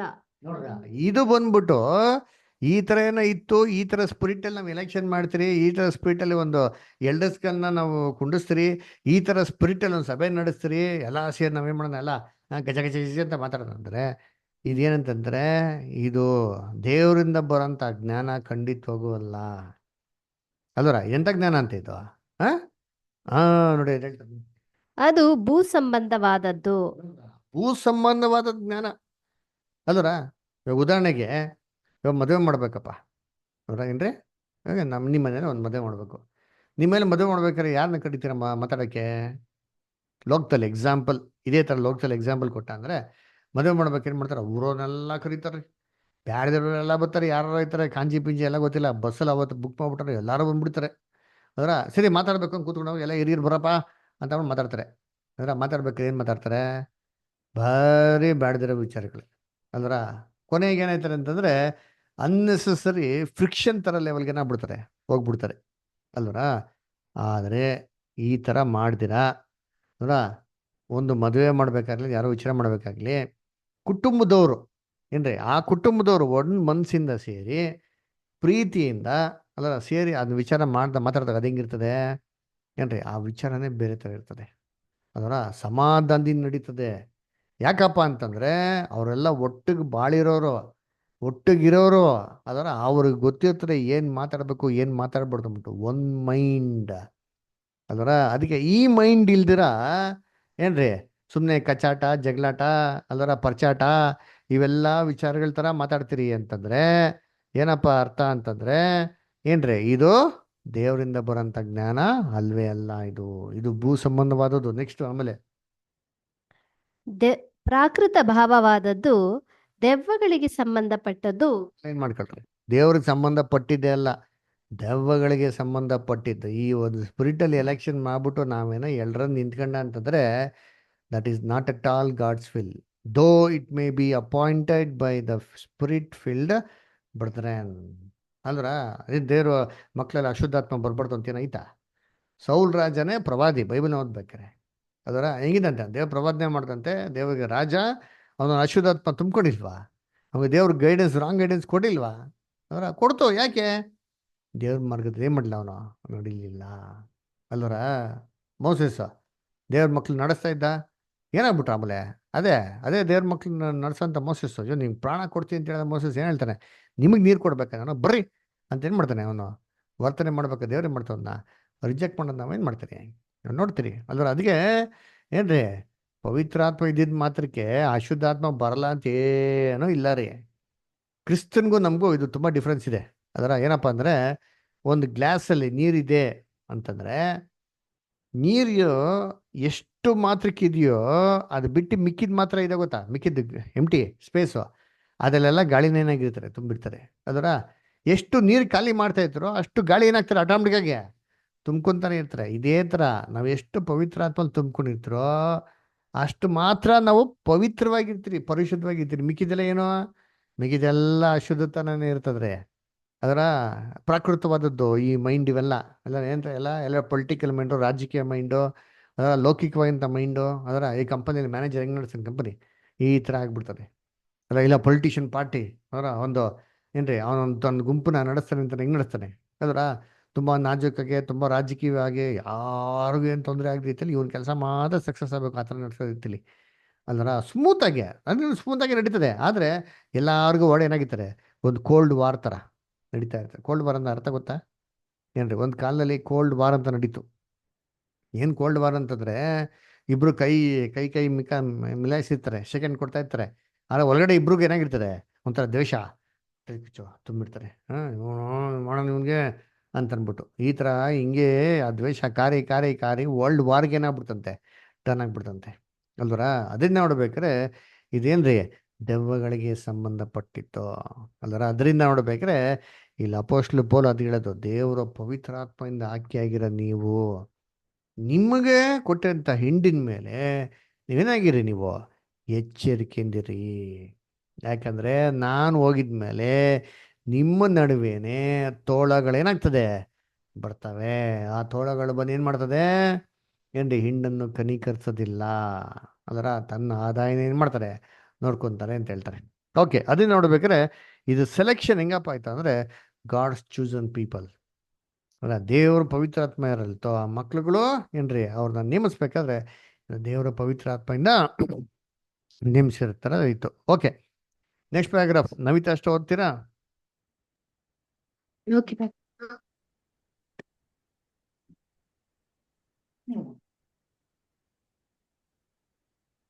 ಪವಿತ್ರಾತ್ಮನು ಒಬ್ಬ ಬೋಧಕನಾಗಿದ್ದಾನೆ. ದ ಹೋಲಿ ಸ್ಪಿರಿಟ್ ಆ ಟೀಚರ್.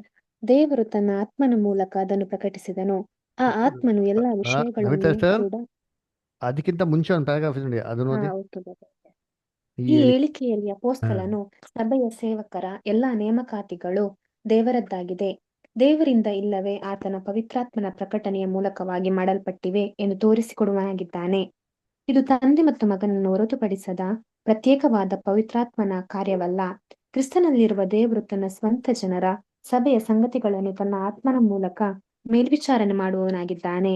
ಆತನ ಪವಿತ್ರಾತ್ಮನು ಪ್ರಭಾವಶಾಲಿಯಾಗಿ ಮತ್ತು ಎಲ್ಲವನ್ನು ತಿಳಿದವನಾಗಿ ವಿಶ್ವದಾದ್ಯಂತ ಕಾರ್ಯ ಸಾಧಿಸುವವನಾಗಿದ್ದಾನೆ. ಪವಿತ್ರಾತ್ಮನು ಮತ್ತೊಬ್ಬ ವ್ಯಕ್ತಿ ಎಂಬ ಆಲೋಚನೆಯನ್ನು ಇದು ಅಲ್ಲಗಳೆಯುತ್ತದೆ ಮತ್ತು ಎಲ್ಲಾ ಕಾರ್ಯಗಳು ಪವಿತ್ರಾತ್ಮನ ಮೂಲಕವಾಗಿ ದೇವರಿಂದಲೇ ನೆರವೇರುತ್ತದೆ ಎಂದು ತೋರಿಸಿಕೊಡುತ್ತದೆ.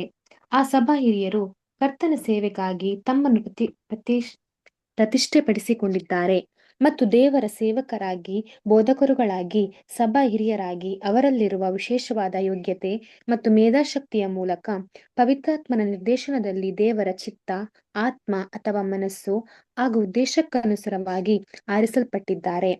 ಅವರು ಈ ಹುದ್ದೆಗಳಿಗೆ ಮಾನವ ಸಾಧನತೆಗಳ ಮೂಲಕ ಕರೆಯಲ್ಪಟ್ಟವರಾದರೂ ಅವರುಗಳು ದೇವರ ನಿರ್ದೇಶನವನ್ನು, ನೇಮಕಾತಿಯನ್ನು ಅಂಗೀಕರಿಸಿದ್ದಾರೆ ಮತ್ತು ಅದೇ ರೀತಿಯಲ್ಲಿ ತಮ್ಮ ಜವಾಬ್ದಾರಿಗಳನ್ನು ಗ್ರಹಿಸಿಕೊಂಡಿದ್ದಾರೆ. Thank you brother. Thank you sir.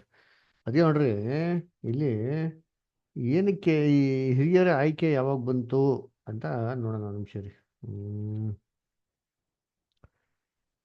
ಅಪೊಸ್ತಲ ಕೃತ್ಯಗಳಲ್ಲಿ ಬರ್ತದೆ. 6ನೇ ಅಧ್ಯಾಯ ನೋಡ್ರಿ ಅಂತೀರಿ, 1-4. ಅಪೊಸ್ತಲ ಕೃತ್ಯಗಳು 6ನೇ ಅಧ್ಯಾಯದಲ್ಲಿ 1-4 ಮತ್ತು 5. ಆ ದಿವಸಗಳಲ್ಲಿ ಶಿಷ್ಯರು ಹೆಚ್ಚುತ್ತಾ ಬರಲಾಗಿ ಅವರೊಳಗೆ ಗ್ರೀಕ್ ಭಾಷೆಯವರು ಇಬ್ರಿಯ ಭಾಷೆಯವರ ಮೇಲೆ ದಿನದ ಉಪಚಾರದಲ್ಲಿ ನಮ್ಮ ವಿಧವೆಯರನ್ನು ಸರಿಯಾಗಿ ಪ್ರಾರಂಭಿಸುವುದಿಲ್ಲವೆಂದು ಗುಣಗುಟ್ಟಿದರು. ಸಭೆಯಲ್ಲಿ ಯಾವಾಗಪ್ಪ ಈ ಹಿರಿಯರ ಆಯ್ಕೆ ಬಂತು ಅಂತಂದ್ರೆ, ಸಭೆ ಚಿಕ್ಕದಾಗಿರ್ಬೇಕಿರಲಿಲ್ಲ ರೀ, ಅವಶ್ಯಕತೆ ಇರಲಿಲ್ಲ. ಅದರ ಅದು ಯಾವಾಗ ಬಂತು ಅಂತಂದ್ರೆ ಸಭೆ ದೊಡ್ಡದಾಗಿ ಬೆಳೀತಾ ಇರಬೇಕಂತ. ಯಾವಾಗಪ್ಪ ಅಂದ್ರೆ ಡಿಫ್ರೆನ್ಸಿಯೇಷನ್ ಬರೋಕಾಯ್ತು. ಅದರ ಯಾವಾಗ ನೋಡಿ ದೊಡ್ಡ ಸಭೆ ಬೆಳೀತಾ ದೊಡ್ಡದಾಗ್ತಾರ, ಗ್ರೂಪಿಸಮ್ ಅಂತ ಏನಾಗ್ತದೆ ಶುರು ಆಗ್ತದೆ.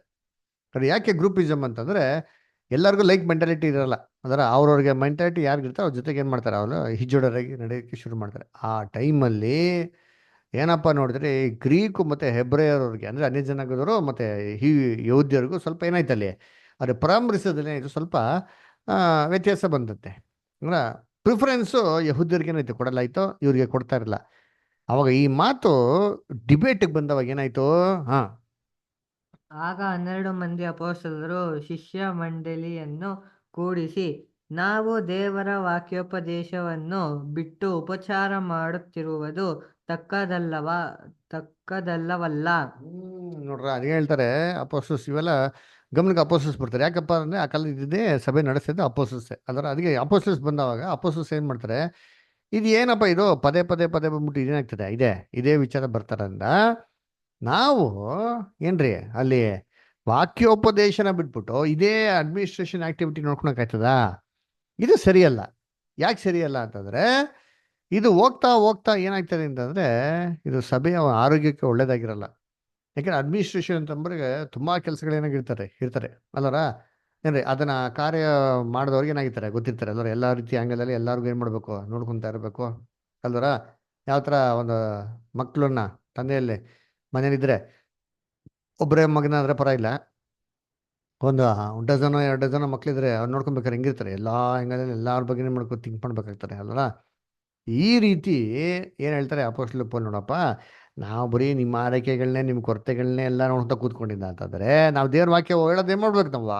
ಬಿಟ್ಬಿಡ್ಬೇಕು. ದೇವ್ರ ವಾಕ್ಯ ಹೇಳೋದು ಬಿಟ್ಬಿಟ್ಟು ಅಂದ್ರೆ ಸಭೆ ಏನಾಗ್ಬಿಡ್ತಾರೆ ಅಲ್ಲಿ ಸ್ಪಿರಿಚುವಲ್ ಆಗಿ ಡೌನ್ ಆಗಿಬಿಡ್ತಾರೆ. ಅಂದ್ರೆ ಸಭೆಯಲ್ಲಿ ಹಿರಿಯರ ಒಂದು ಮುಖ್ಯವಾಗಿರೋ ಕೆಲಸ ಏನಪ್ಪ ಆಗಿತ್ತು ಅಂದ್ರೆ ವಾಕ್ಯನ ಉಪದೇಶ ಮಾಡಿದ್ರಿ, ಒಳ್ಳೆ ಹೆಲ್ತಿ ಫುಡ್ ಕೊಡ್ಬೇಕ್ರಿ.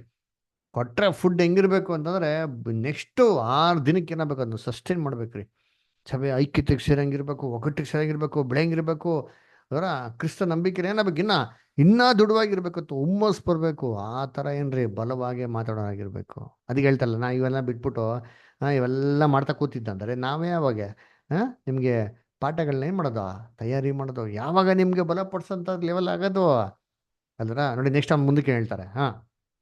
ಆದದ್ದರಿಂದ ಸಹೋದರರೇ, ಸಂಭಾವಿತರು, ಪವಿತ್ರಾತ್ಮ ಭರಿತರು, ಜ್ಞಾನಸಂಪನ್ನರು ಆಗಿರುವ 7 ಮಂದಿಯನ್ನು ನಿಮ್ಮೊಳಗಿಂದ ನೋಡಿ ಆರಿಸಿಕೊಳ್ಳಿರಿ.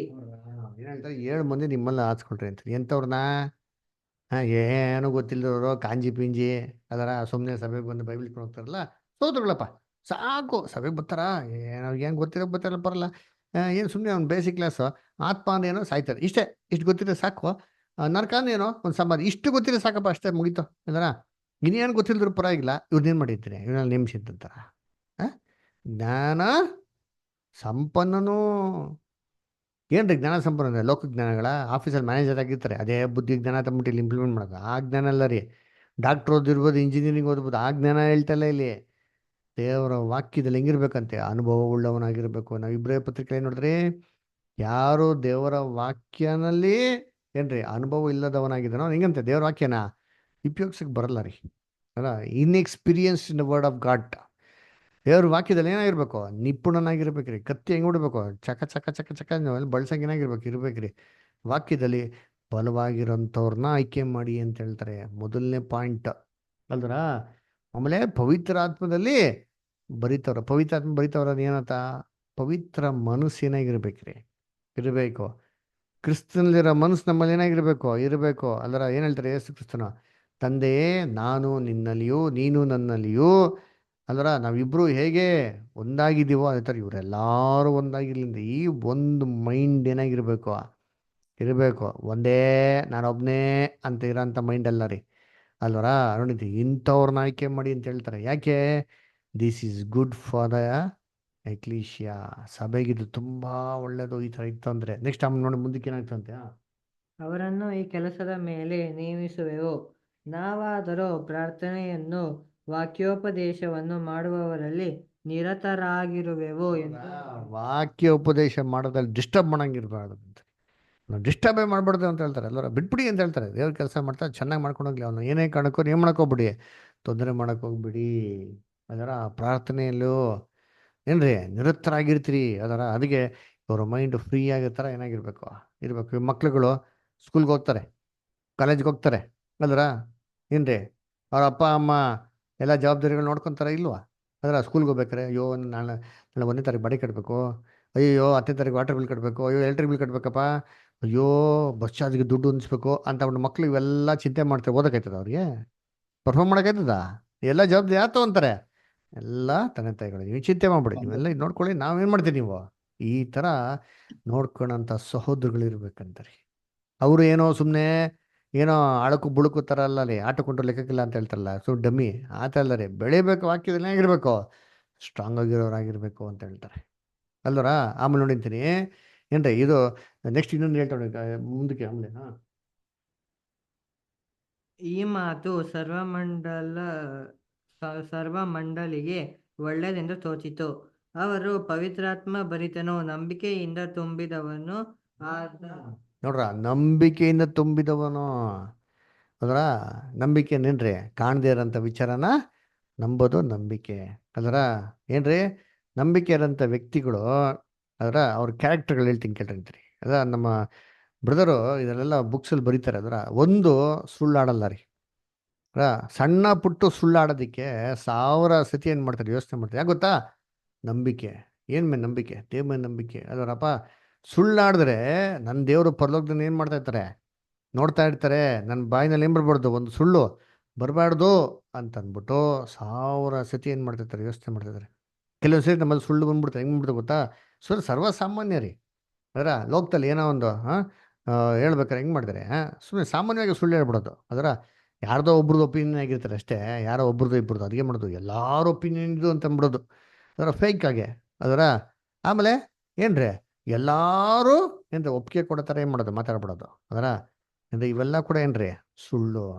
ಅದರ ಉದಾಹರಣೆಗೆ ನಮ್ಮ ಬ್ರದರ್ ಹೇಳ್ತಿದ್ದೆ, ಬರೀಬೇಕಾರೆ ಹೆಂಗೆ ಗೊತ್ತಾ ಹೇಳ್ತಾರೆ, ರೀಪ್ರಿಂಟ್ಸಲ್ಲಿ ಟೈಮ್ ಹೇಳ್ಬೇಕಾರೆ ಹೇಗೆ ಹೇಳಬೇಕು ಅಂದರೆ, ನಿಮ್ಮ ಮನಸ್ಸಾಕ್ಷಿ ಶುದ್ಧವಾಗಿದ್ದು ಎಕ್ಸಾಕ್ಟ್ ಟೈಮ್ ಏನು ಮಾಡಿದೀವೋ ನೀವು ಹೇಳಿ ಅಂತ ಹೇಳ್ತಾರೆ. ಸುಮ್ಮನೆ ಏನೋ ಹೇಳ್ಬೇಕು ಅಂದ್ಬಿಟ್ಟು ಫೇಕ್ ಆಗಿ ಮಾಡಕ್ಕೆ ಹೋಗ್ಬಿಡಿ, ಹೇಳಕ್ಕೆ ಹೋಗ್ಬಿಡಿ ಅಂತ ಹೇಳ್ತಾರೆ. ದಿಸ್ ಇಸ್ ಆಲ್ ಲೈಸ್ ಅಂತ ಹೇಳ್ತಾರೆ. ಅದರ ಅಷ್ಟೊಂದು ಸೂಕ್ಷ್ಮವಾಗಿ ದೇವ್ರ ಮಕ್ಳು ಏನಾಗಿರ್ಬೇಕಂತೆ ಇರಬೇಕು ಅಂತ ಹೇಳ್ತಾರೆ. ಅದರಿಂದ ಫೇತ್ ನಮಗೆ ದೇವ್ರ ಮೇಲೆ ಸಂಪೂರ್ಣವಾಗಿ ನಂಬಿಕೆ ಇದ್ದವಾಗ ಯಾವುದೇ ಕಾರಣಕ್ಕೂ ನಾವು ಎದುರಲ್ಲ ರೀ. ಅದರಿಂದ ನಮ್ಮ ಬಾಯಿನಲ್ಲಿ ಸತ್ಯ ಬಿಟ್ಟು ಸುಳ್ಳು ಏನಾಗೋದಿಲ್ಲ, ಬರೋದಿಲ್ಲ. ಯಾಕೆ ಹೇಳಿ, ಸುಳ್ಳು ಹೇಳೋಂಥ ಅವಶ್ಯಕತೆ ಯಾವಾಗ ಬರ್ತಾರೆ ಅಂತಂದರೆ, ನನಗೆ ದೇವ್ರ ಮೇಲೆ ನಂಬಿಕೆ ಇಲ್ಲ, ಈ ಕೆಲಸನ ನಾವು ನೆರವೇರಿಸ್ಕೊಳಕ್ಕೆ ಏನು ಮಾಡಬೇಕು, ಏನೋ ಒಂದು ಸ್ಕೀಮ್ ಮಾಡಬೇಕಪ್ಪ, ನಂದೇನೋ ಒಂದು ಪ್ಲ್ಯಾನ್ ಇದೆ, ಇಂಪ್ಲಿಮೆಂಟ್ ಮಾಡಬೇಕು. ಈಗ ಇಂಪ್ಲಿಮೆಂಟ್ ಮಾಡೋಕ್ಕೆ ಏನು ಮಾಡಬೇಕು, ನಾನು ಏನೋ ಒಂದು ಸ್ಕೀಮ್ ಹಾಕ್ಬೇಕು, ಏನೋ ಕುತಂತ್ರ ಹಾಕ್ಬೇಕು, ಅಥವಾ ಏನೋ ಮಾತುಗಳು ಹಾಕ್ಬೇಕು, ಹೆಂಗಾರ ಮಾಡಿ ನಂಗೆ ಗೊತ್ತಿಲ್ಲ, ನಾನು ಹೇಳೋದು ಏನಾಗಬೇಕು, ಸಕ್ಸಸ್ ಆಗಬೇಕು ರೀ. ಇದಕ್ಕೇನು ಮಾಡೋದು, ಏನೋ ಐಡಿಯಾಗಳು ಹುಡ್ಕೋದ್ರಿ. ಅದರ ಇದು ಫೇತ್ಲೆಸ್ ಕಂಡೀಷನ್, ನಂಬಿಕೆ ಇಲ್ದಿರೋಂಥ ಸ್ಥಿತಿ ನೋಡಿಸ್ತದೆ. ಹಠಾನ್ ಏನು ಮಾಡ್ತಾರೆ ಅಲ್ಲಿ ನೋಡಿಸ್ತದೆ. ಸೌಲ್ ರಾಜ ಇದ್ರೆ ಮಾಡ್ತಾನೆ, ಹಠ ಸಾಗಿಸ್ತಾನೆ. ನಂಬಿಕೆ ಇದ್ದಿದ್ರೆ ತಾಳ್ಮೆಯಿಂದ ಇರಬೇಕಾಗಿತ್ತು. ಸ್ಯಾಮ್ಯಲ್ ಏನಂದ್ರು, ನಾನು ಬರ್ತೀನಿ, ವೆಯ್ಟ್ ಮಾಡು. 7ನೇ ದಿನ ಸ್ಯಾಮ್ಯಲ್ ಬರಲಿಲ್ಲ. ಏನು 7ನೇ ದಿನ ಮುಗ್ದ ಹೋಯ್ತಾ, ಸೂರ್ಯನಿಂದ ಮುಳುಗಿಲ್ಲ, ಇರಪ್ಪ ಬರ್ತಾರೆ ಅನ್ನೋ ಬರ್ತಾರೆ. ಇವನು ಸೂರ್ಯ ಮುಳುಗಕ್ಕಿಂತ ಮುಂಚೆ ದಡ ಬಡ ದುಡ್ಕು ಹೋಗಿ ಏನು ಮಾಡ್ತಾನೆ, ಅದರ ವೆಯ್ಟ್ ಮಾಡಬೇಕು.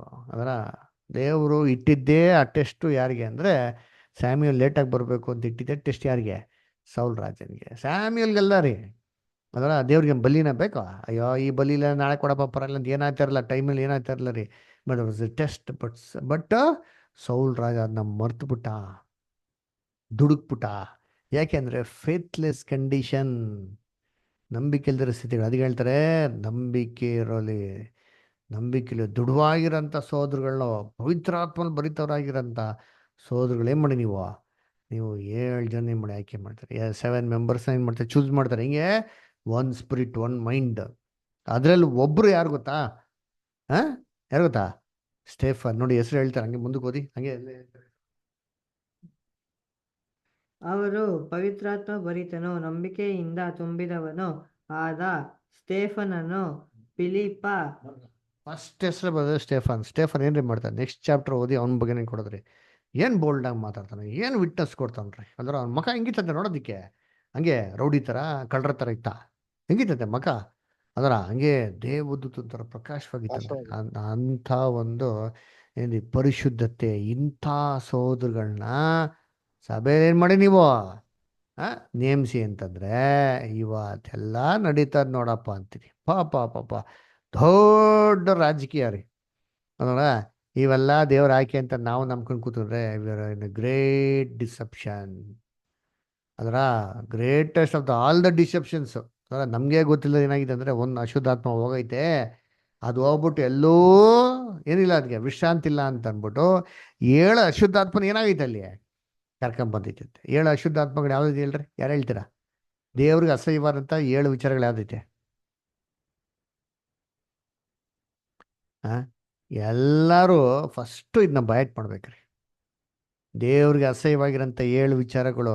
ಅದರ ಹೆಮ್ಮೆಯ ಕಣ್ಣು, ಅದರ ಸುಳ್ಳಾಡುವಂಥ ನಾಲಿಗೆ, ಸೋದ್ರ ನಡುವೆ ಏನ್ರಿ ಭಿನ್ನಾಭಿಪ್ರಾಯ ಮಾಡೋಂಥದ್ದು, ಒಡ ಹುಟ್ಟಿದವರ ರಕ್ತನೇನು ಮಾಡೋದು, ಸುರ್ಸೋಂಥದ್ದು. ಅಲ್ಲರ ಇವೆಲ್ಲ ನೋಡ್ಬೇಕಾರೆ ಇವೆಲ್ಲ ಟೈಮ್ ಇರ್ತದೆ ನೋಡ್ರಿ ಅಂತೀನಿ.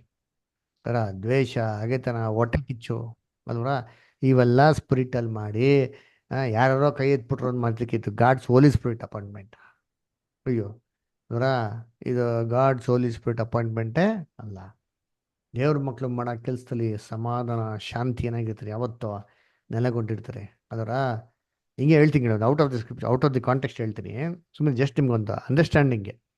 ಏನ್ರಿ ಇದೇ ಥರ ತಮಿಳ್ನಾಡಲ್ಲಿ ಹೇಳೋದು ನಾನು. ಅದರ ಏನ್ರಿ ಬೆಂಗಳೂರಿಗೆ ತುಂಬ ಹತ್ತಿರವಾಗಿರೋಂಥ ಒಂದು ಊರಲ್ಲಿ ಏನ್ರಿ ಯಾರು ಇರಲಿಲ್ಲ ರೀ ಬೈಬಲ್ ಸ್ಟೂಡೆಂಟ್ಸು. ಬ್ರದರ್ ಹೋಗಿ ಬೆಂಗಳೂರಿಂದ ಹೋಗಿ ಸೂಪರಾಗಿ ಏನು ಮಾಡಿದ್ರಿ, ಕೆಲಸ ಮಾಡಿದ್ರಿ. ಕೆಲಸ ಮಾಡಿಬಿಟ್ಟು ಒಳ್ಳೆ ಎಕ್ಲಿಷ ಮಾಡಿದ್ರು ಅದರ ಒಳ್ಳೆ ಎಕ್ಲಿಷ ಮಾಡಿಬಿಟ್ಟು ಎಲ್ಲ ಅನೇಕ ಸೋದರಗಳೆಲ್ಲ ಬಂದು ಚೆನ್ನಾಗೆಲ್ಲ ಬೆಳೆದ್ರು ಸಭೆಯಲ್ಲಿ. ಸಭೆ ಚೆನ್ನಾಗಿ ದೊಡ್ಡದಾಯಿತು. ಚೆನ್ನಾಗಿ ಬೆಳೆದ್ರೆ ಏನು ಮಾಡೋದು ಅಂತಂದರೆ, ಸರಿಯಪ್ಪ ನಾವು ಎಲೆಕ್ಷನ್ ಮಾಡೋಣ, ನಮ್ಮ ಸೋದರಗಳೆಲ್ಲ ಇದ್ದಾರೆ, ಒಳ್ಳೆ ಟೀಮ್ ಇದೆ, ಪರವಾಗಿಲ್ಲ, ವೆರಿ ಗುಡ್. ಇವಾಗ ನಾವೇನು ಮಾಡೋಣ, ನಾವು ಸ್ವಲ್ಪ ಎಲೆಕ್ಷನ್ ಮಾಡಿ ನಮ್ಮ ಸೋದರಗಳಿಗೆಲ್ಲ ಜವಾಬ್ದಾರಿ ಕೊಡೋಣ, ಅವರು ಕೂಡ ಬೆಳೀಲಿ, ಬೆಳಿಬಿಟ್ಟು ನಾವೇನು ಮಾಡೋಣ, ಇನ್ನೂ ಬೇರೆ ಜಾಗದಲ್ಲಿ ಸ್ವಲ್ಪ ಕೆಲಸ ಮಾಡೋಣ ಅಂತ ಅಂದ್ಬಿಟ್ಟು ಏನು ಮಾಡೋಣ, ಎಲೆಕ್ಷನ್ ಮಾಡಿದ್ರು. ಅದರ ಎಲೆಕ್ಷನ್ ಮಾಡೋದು ಜವಾಬ್ದಾರಿ ಕೊಟ್ಟರು. ಇದು ಒಂದು ವರ್ಷ ಆಮೇಲೆ ರಿಪೀಟ್ ಆಗಬೇಕು ಅಂತ ಎಲೆಕ್ಷನ್ ಮಾಡಿದ್ರು. ಅಂದ್ರೆ ಫಸ್ಟ್ ಇಯರ್ ಏನಾಯ್ತು, ಚೆನ್ನಾಗಿತ್ತು ರೀ. ಸೆಕೆಂಡ್ ಇಯರು ಇದೇ ಥರ ಏನು ಮಾಡಿದ್ರು, ಸಭಾಧ್ಯಕ್ಷರು ಆಯ್ಕೆ ಮಾಡಿದವಾಗ ಅವಾಗ ಕೂಡ ಏನಾಯ್ತು, ಸ್ವಲ್ಪ ಹಂಗೆ ಏನಂತ ಹೋಯ್ತು. ಥರ್ಡ್ ಟೈಮ್ ಏನು ಮಾಡಿದ್ರು ಅಂತಂದರೆ, ಈ ಸಭೆಯವರೆಲ್ಲ ಸೇರಿಬಿಟ್ಟು ಡಿಸ್ಕಸ್ ಮಾಡಿ, ಏನ್ರಿ ಎಲೆಕ್ಷನ್ಗಿಂತ ಮುಂಚೆನೇ ಏನ್ರಿ ಕ್ಯಾನ್ವಾಸ್ ಮಾಡೋದಾಗಲಿ, ಈ ಸೋದ್ರ ಬಗ್ಗೆ ಇಲ್ಲಿದೆಲ್ಲ ಕೆಟ್ಟಾಗಿ ಮಾತಾಡ್ತಾರ, ತಪ್ಪಾಗಿ ಮಾತಾಡ್ತಾರಲ್ಲ ಮಾಡಿ, ಏನ್ರಿ ಕೊನೆಗೆ ಎಲೆಕ್ಷನಲ್ಲಿ ಈ ಸೋದ್ರ ಬರ್ದಿತ್ತಲ್ಲ ಮಾಡಿಬಿಟ್ರು. ಸರಿ, ಇವ್ರು ಬರಲಿಲ್ವಾ, ಆಯ್ತಪ್ಪ. ಇವ್ರು ಬಂದ್ರಲ್ಲ, ಇವ್ರು ಬಂದವ್ರು ಏನು ಮಾಡಿದ್ರು ಅಂತಂದರೆ, ಈ ಸಹೋದರನಿಗೆ ಸಭೆಯಲ್ಲಿ ಯಾವುದೇ ರೀತಿ ಏನ್ರಿ ಒಂದು ಅವಕಾಶಗಳೇ ಕೊಡಲಿಲ್ಲ, ಪಾತ್ರ ನಿಲ್ದ್ರಂಗೆ ಮಾಡಾಕ್ಬಿಟ್ರು.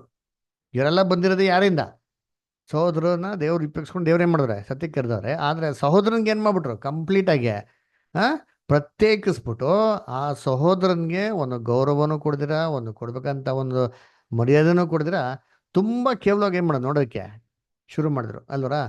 ಬೈಬಲ್ ಹೇಳ್ತಾರೆ, ಗೌರವ ಕೊಡೋರಿಗೆ ಮಾಡ್ಬೇಕಂತೆ, ಗೌರವ ಕೊಡ್ರಿ, ಸನ್ಮಾನಿಸೋರಿಗೆ ಸನ್ಮಾನಿಸ್ರಿ ಅಂತ ಹೇಳ್ತಾರೆ. ಇನ್ನೊಂದು ವಾಕ್ಯ ಅದು ಗೊತ್ತಾ, ಎಷ್ಟು ಮರ್ಯಾದೆ ಕೊಡ್ಬೇಕು ಗೊತ್ತಾ, ಅದು ಹೇಳ್ತಾರೆ. ತಿಮೋತಿಯಲ್ಲಿ ನೋಡ್ರಿ ಅಂತೀನಿ, ತಿಮೋತಿಯಲ್ಲಿ ಹೇಳ್ತಾರೆ, ಓದಿದ್ರಾ ಎಷ್ಟು ಮರ್ಯಾದೆ ಕೊಡಬೇಕು ಅಂತ.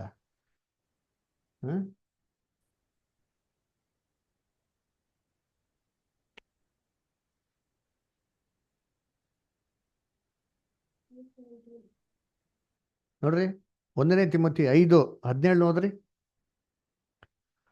1 ತಿಮೋತಿ 5:17.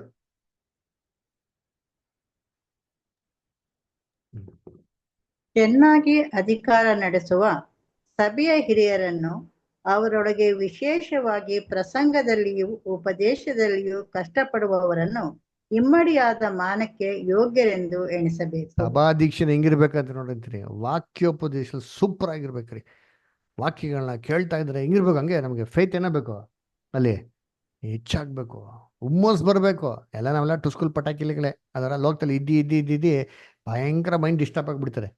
ನಮ್ಗೆ ಒಳ್ಳೆ ವಾಕ್ಯ ಬಿದ್ದವಾಗ ಏನಾಗ್ತಾರೆ, ಒಳ್ಳೆ ಏನ್ರಿ ಬೇಸಿಗೆಯಲ್ಲಿ ತಣ್ಣೀರು ಕೊಡ್ದಂಗೆ ರೀ, ಮನಸ್ಸಿಗೆ ಎಷ್ಟು ತೃಪ್ತಿ ಆಗ್ತಾರಲ್ವಾ. ಏನು ಹೇಳ್ತಾರೆ ಏನ್ರಿ, ಒಳ್ಳೆ ರೀತಿಯ ಅಧಿಕಾರ ನಡೆಸಂತ ಅಲ್ವರ. ಏನ್ರಿ ಸಭಾಧ್ಯಕ್ಷನು ಒಳ್ಳೆ ವಾಕ್ಯ ಉಪದೇಶ ಕೊಡ್ತಾರ ಅಂತ ಸಭಾಧ್ಯಕ್ಷನ್ಗೆ ಎಷ್ಟು ಮರ್ಯಾದೆ ಕೊಡಬೇಕು ಅಂತ ಹೇಳ್ತಾರೆ, ಎಷ್ಟು ಕೊಡಬೇಕು ಅಂತ ಹೇಳ್ತಾರೆ. ಯಾರು ಕೇಳ್ತಾ ಇಲ್ವೇನಿಲ್ಲ, ಎಲ್ಲ ಗಮನಿಸಿದ್ರು ಇಲ್ಲ, ಎಷ್ಟು ಮರ್ಯಾದೆ ಕೊಡಬೇಕು.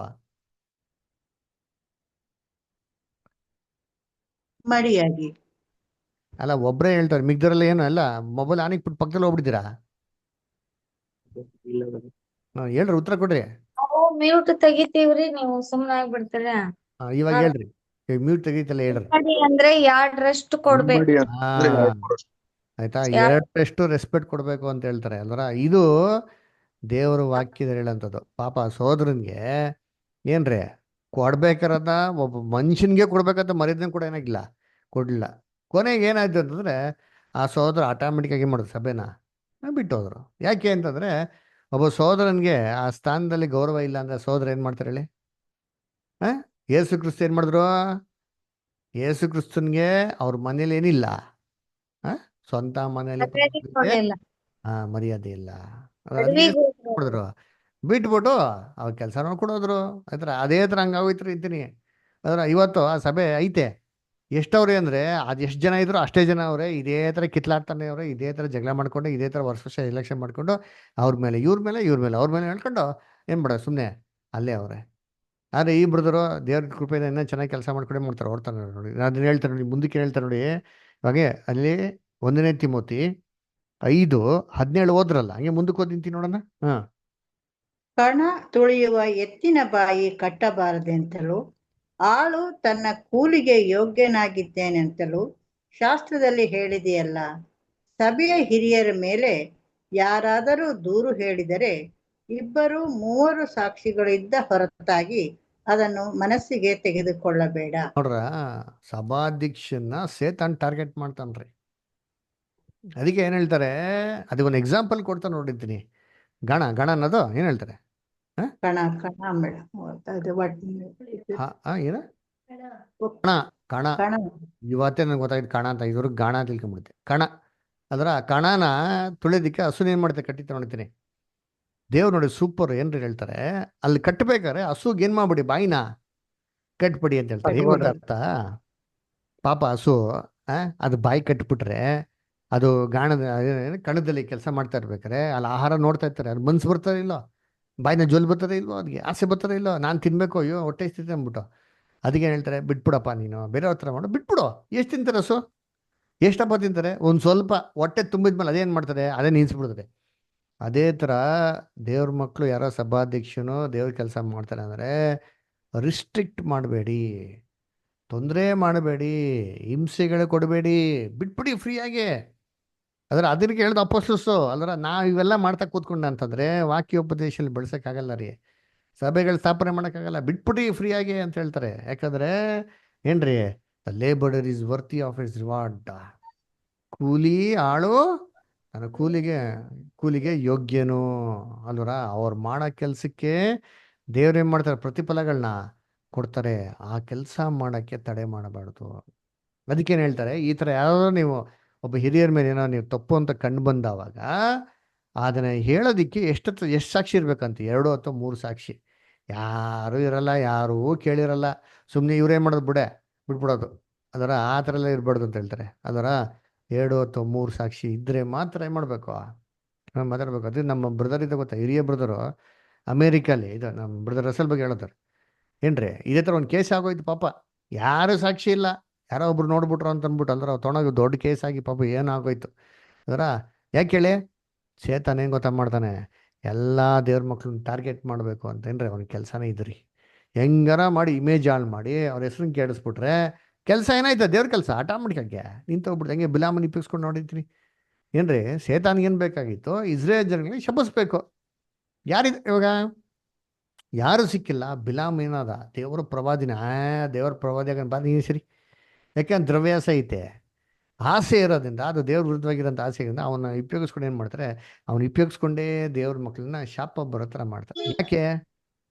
ಯಾಕೆ ಅಂತಂದರೆ ಅವನು ಡೈರೆಕ್ಟಾಗಿ ಶಾಪ ಮಾಡೋಕ್ಕಾಗಿಲ್ಲ. ಕೊನೆಗೆ ಏನು ಮಾಡ್ತಾನೆ, ಸರಿ ನಾನು ಶಾಪ ಮಾಡೋಕ್ಕಾಗಿಲ್ವಾ, ಸರಿ ಬರ್ರ ನಿಮಗೆಲ್ಲ ಮಾಡ್ತೀನಿ, ನಿಮ್ಮ ಕೈಲಿ ಪಾಪ ಮಾಡಿಸ್ಬಿಡ್ತೀನಿ. ಪಾಪ ಮಾಡಿಬಿಟ್ಟು ಆಟೋಮೆಟಿಕ್ ದೇವ್ರು ಏನು ಮಾಡ್ತಾರೆ, ನಿಮ್ಗೆ ಶಾಪನ ಕೊಟ್ಬಿಡ್ತಾರೆ ಅಂದ್ಬಿಟ್ಟು. ಇದೇ ಥರ ರೀ ಏನ್ರಿ, ಪಾಪಕ್ಕೆ ಸೆಳೆದು ಬಿಡೋದು.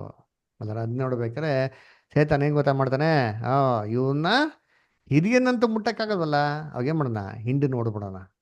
ಹಿಂಡನ್ನು ಹೊಡೆದ್ರೆ ಆಟೋಮೆಟಿಕಾಗಿ ಕುರುಬಾಯ್ನಾಯ್ತಾನೆ, ಆಡೋಗ್ಬಿಡ್ತಾನೆ ಅಂದ್ಬಿಟ್ಟು. ಅದನ್ನ ಕರ್ತನಲ್ಲಿ ಪ್ರೀತಿ ಅನ್ಸಗಳು ಏನು ಹೇಳ್ತಾರೆ ಅಂತಂದರೆ ಏನ್ರಿ, ಈ ಥರ ತುಂಬ ಕೇರ್ಫುಲ್ ಆಗಿರಿ. ನೋಡಿ ಮುಂದಕ್ಕೆ ಇನ್ನೊಂದು ವಾಕ್ಯ ಹೇಳ್ತಾರೆ, 20ನೇ ವಾಕ್ಯ ನೋಡಿ ಏನು ಹೇಳ್ತಾರೆ. ಪಾಪದಲ್ಲಿ ನಡೆಯುವವರನ್ನು ಎಲ್ಲರ ಮುಂದೆ ಗದರಿಸು, ಇದರಿಂದ ಮಿಕ್ಕಾದವರಿಗೂ ಭಯ ಉಂಟಾಗುವುದು. ಈ ತರ ಯಾರೋ ಹಿರಿಯರ ಬಗ್ಗೆ ಇಲ್ದಿದ್ದಂತ ವಿಚಾರ ಹೇಳ್ತಂದ್ರೆ ಅವ್ನು ಎಲ್ಲಾರ ಮುಂದೆ ಕಟ್ ರೈಟ್ ಆಗಿ ಏನ್ ಮಾಡೋದು ನೀವು ಖಂಡಿಸ್ ಅಂತ ಹೇಳ್ತಾರೆ. ಯಾಕೆ ಹೇಳಿ, ಕಟ್ ರೈಟ್ ಆಗಿ ಖಂಡಿಸ್ತೀರ, ಅವ್ನು ಪ್ರತ್ಯೇಕ ಕೊಡೋಕೆ ಮಾತಾಡ್ತಾನೆ. ಏನ್ ಮಾಡ್ತಾನೆ, ಈ ತರಲೆ ಮಾಡಿರೋ ಇನ್ನೊಂದ್ಸತಿ ತರಲೆ ಮಾಡ್ತಾನೆ, ಏನೋ ಗ್ಯಾರಂಟಿ ಇಲ್ಲ ಅಂತ ಇಲ್ಲಂಗಿಲ್ಲ ರೀ. ಅದಕ್ಕೆ ಎಲ್ಲಾರ ಮುಂದೆ ಏನ್ ಮಾಡೋ ನೀನು ಹೇಳು ಅಂತ ಹೇಳ್ತಾರೆ. ಯಾಕೆ, ಇದು ನೋಡಿ ಮಿಗ್ದವ್ರು ಏನ್ ಮಾಡ್ಲಿ, ತಿದ್ಕೊಂಡ್ಲಿ ಅಂದ್ಬಿಟ್ಟು. ಇಲ್ಲ ಹೆಂಗ್ ಗೊತ್ತಾ ಮಾಡ್ತಾರೆ, ಗುಪ್ತವಾಗಿ ಏನೋ ಮಾಡಿರೋದು ಗೊತ್ತಿಲ್ಲ ಬಿಡು, ಪರವಾಗಿಲ್ಲ ಅಡ್ಜಸ್ಟ್ ಮಾಡ್ಕೊಂಬಿಟ್ಟು ತಿರ್ಗಿ ಏನು ಮಾಡ್ತಾರೆ, ವಾಪಸ್ ಅದನ್ನೇ ಇನ್ನೊಂದ್ಸತಿ ಮಾಡೋಕ್ಕೆ ಹ್ಯಾಬಿಟ್ ಮಾಡ್ತಾರೆ. ಎಲ್ಲರ ಮುಂದೆ ಹೇಳ್ದವ ಕೆಲವು ವಿಚಾರಗಳನ್ನ ಪಬ್ಲಿಕ್ ಆಗಿ ತಂದವಾಗ they will try to learn a discipline life. ಭಯ ಬರ್ತದೆ, ಭಯ ಇರ್ಬೇಕ್ರಿ. ದೇವ್ರ ಸಭೆ ಅಂತ ಹೇಳ್ಬೇಕ್ರೆ ಅವ್ನು ಮಾತು ಬಿಡ್ತಾರೆ, ನೋಡಿದ್ದೀರಾ, ಅಲ್ಲೇ ಐತೆ ನೋಡಿರ್ತೀನಿ, ಅಲ್ಲಿ ತಿಮೋತಿಲೇ ಬರ್ತದೆ ನೋಡಿರ್ತೀನಿ. ಫಸ್ಟ್ ತಿಮೋತಿ 3rd chapter 15 ತೋರಿಸೋದು ಅಂತೀನಿ. First Timothy 3:15. ಆದರೆ ಒಂದು ವೇಳೆ ನಾನು ತಡಮಾಡಿಯಾದರೂ ದೇವರ ಮನೆಯಲ್ಲಿ, ಅಂದರೆ ಜೀವ ಸ್ವರೂಪನಾದ ದೇವರ ಸಭೆಯಲ್ಲಿ ನಡೆದುಕೊಳ್ಳಬೇಕಾದ ರೀತಿಯು ನಿನಗೆ ಗೊತ್ತಾಗಬೇಕೆಂದು ಈ ಸಂಗತಿಗಳನ್ನು ಬರೆದಿದ್ದೇನೆ. ಆ ಸಭೆಯು ಸತ್ಯಕ್ಕೆ ಸ್ತಂಭವೂ ಆಧಾರವೂ ಆಗಿದೆ. ಇಂಗ್ಲಿಷ್ ಹೇಳ್ತೀನಿ, ಸಖತ್ತಾಗಿದೆ ಹೇಳ್ತಾರೆ. ಏನ್ರಿ, but if I tarry and thou mayest know how thou ought to behave thyself in the house of God. ನೀನು ಯಾವ ರೀತಿ ಸಭೆಯಲ್ಲಿ ನಡ್ಕೊಬೇಕು ಅಂತ ನಿನಗೆ ಚೆನ್ನಾಗಿ ಗೊತ್ತಿರಬೇಕು ಅಂತ ಹೇಳ್ತಾರೆ. ಯಾಕೆ ಸಭೆಯಲ್ಲಿ ಯಾವ ಥರ ವರ್ತಿಸ್ಬೇಕು ನಿಮ್ಗೆ ಗೊತ್ತಿರಬೇಕು, ಚೆನ್ನಾಗಿ ಗೊತ್ತಿರಬೇಕು. Yes, you should behave properly. ಯಾಕೆ ಅಂತಂದರೆ ಏನು ಹೇಳ್ತಾ ಕೇಳಿದ್ರೆ, which is the church of the living God, the pillar and ground of truth. ಸಭೆ ಸತ್ಯಕ್ಕೆ ಏನ್ರಿ ಸ್ತಂಭವು ಆಧಾರವಿರಿ. ಸಭೆಯಲ್ಲಿ ಸುಳ್ಳಿರಬಾರ್ದು ಅಲ್ಲರ. ಸಭೆಯಲ್ಲಿ ನಿಷ್ಠಾವಂತಿಕೆನಾಗಿರ್ಬೇಕು, ಒಂದು ಮನಸ್ಸಿನಾಗಿರ್ಬೇಕು ಇರಬೇಕು. ಈ ಒಂದು ಮನಸ್ಸು ಒಂದು ಸ್ಪಿರಿಟ್ ಇತ್ತು ಅಂತಾರೆ ನೋಡಿರ್ತೀನಿ, ಸಭೆ ದೇವಕೃಪೆನ ಚೆನ್ನಾಗಿ ಏನಾಗ್ತಾರೆ ಬೆಳಿತಾರೆ. ಅದರ ಅದರಿಂದ ಕರ್ತನಲ್ಲಿ ಬಿಡಿ ಈ ರೀತಿ ಸಹೋದರಗಳನ್ನೇ ಅಲ್ಲೇನು ಮಾಡಿದ ದೇವರು, ಪವಿತ್ರ ಆತ್ಮನ ಪ್ರೇರಣೆಯಿಂದ ಏನು ಮಾಡಿದ್ರು ದೇವ್ರು ಆಯ್ಕೆ ಮಾಡಿದ್ರು. ಅಂದ್ರೆ ಹೆಂಗೆ ಒಂದು ಮೈಂಡಲ್ಲಿರೋಂಥ ಸಹೋದರಗಳು ಎಲ್ಲ ಒಟ್ಟಾಗಿ ಸೇರಿ ಏನ್ರಿ ಏನು ಮಾಡಿದ್ರು ಅಲ್ಲೆಲ್ಲ ಅಲ್ಲ ಒಂದು ಸಹೋದರಗಳು ಏನು ಮಾಡಿದ್ರು ಆಯ್ಕೆ ಮಾಡೋದು. ಒಂದು ಫಸ್ಟ್ ಎಕ್ಸಾಂಪಲ್ ಯಾರು ಬೈಬಲ್ ಓದ್ಬೇಕೇನು ನೋಡ್ರಿ, ಸ್ಟೀಫನ್ ಏನು ಮಾಡಿದ್ರೆ ದೇವ್ರ ವಾಕ್ಯನ ಒಳ್ಳೆ ಬೋಲ್ಡಾಗಿ ಏನು ಮಾಡ್ತಾರೆ, ವಿಟ್ನೆಸ್ ಮಾಡ್ತಾರೆ. ಅಪೋಸ್ತಲರು ಎಲ್ಲರಿಗಿಂತ ಮುಂಚೆ ಫಸ್ಟ್ ಓಟ ಹೊಡಿರೋರು ಯಾರಪ್ಪ ಅಂತೆ, ಸ್ಟೀಫನ್ ಅಂತ. ಈ ಥರ ಎಕ್ಸಾಂಪಲ್ಗಳೇನಾಗಿರ್ಬೇಕು. This is God's holy spirit appointment ಅಲ್ವರಾ. ಅದೇ ನೋಡ್ಬೇಕಾದ್ರೆ ಕರ್ತನಲ್ಲಿ ಪ್ರೀತಿಯ ಸಹೋದರಗಳೇ ಏನ್ರಿ ಈ ರೀತಿ ಪವಿತ್ರಾತ್ಮನ ಕ್ರಿಯೆಗಳೇನಾಗಿತ್ತು ಸಭೆಗಳಲ್ಲಿ ಇತ್ತು ಅಲ್ವರ. ಸೊ ಇವೆಲ್ಲ ವಾಕ್ಯಗಳು ನಾವು ಸರಿಯಾದ ರೀತಿಯಲ್ಲಿ ಅರ್ಥ ಮಾಡ್ಕೊಂಡಾಗ ನಮಗೆ ಕರೆಕ್ಟಾಗಿ ಅರ್ಥನೇ ಏನು ಮಾಡ್ತಾರೆ ಹೊರತು ಬರೀ ಯಾವುದೋ ತಪ್ಪಾದ ರೀತಿಯಲ್ಲಿ ಅಭಿಪ್ರಾಯ ಬರೋ ಥರ ಏನಾಗಿಲ್ಲ, ಯಾವುದೂ ನಮಗೆ ಕೊಡೋದಿಲ್ಲ ಅಲ್ವರ. ಏನೋ ನಾವೇನು ಮಾಡೋಣ, ಇಲ್ಲಿ ನಿಲ್ಸೋಣ, ನೆಕ್ಸ್ಟ್ ವೀಕು ಕಂಟಿನ್ಯೂ ಮಾಡೋಣ. ಓಕೆನಾ? ಸೊ ಯಾರಿಗೇನು ಡೌಟ್ಸ್, ಏನೋ ಕ್ವಶನ್ಸ್ ಏನೋ ಇದೆಯಾ,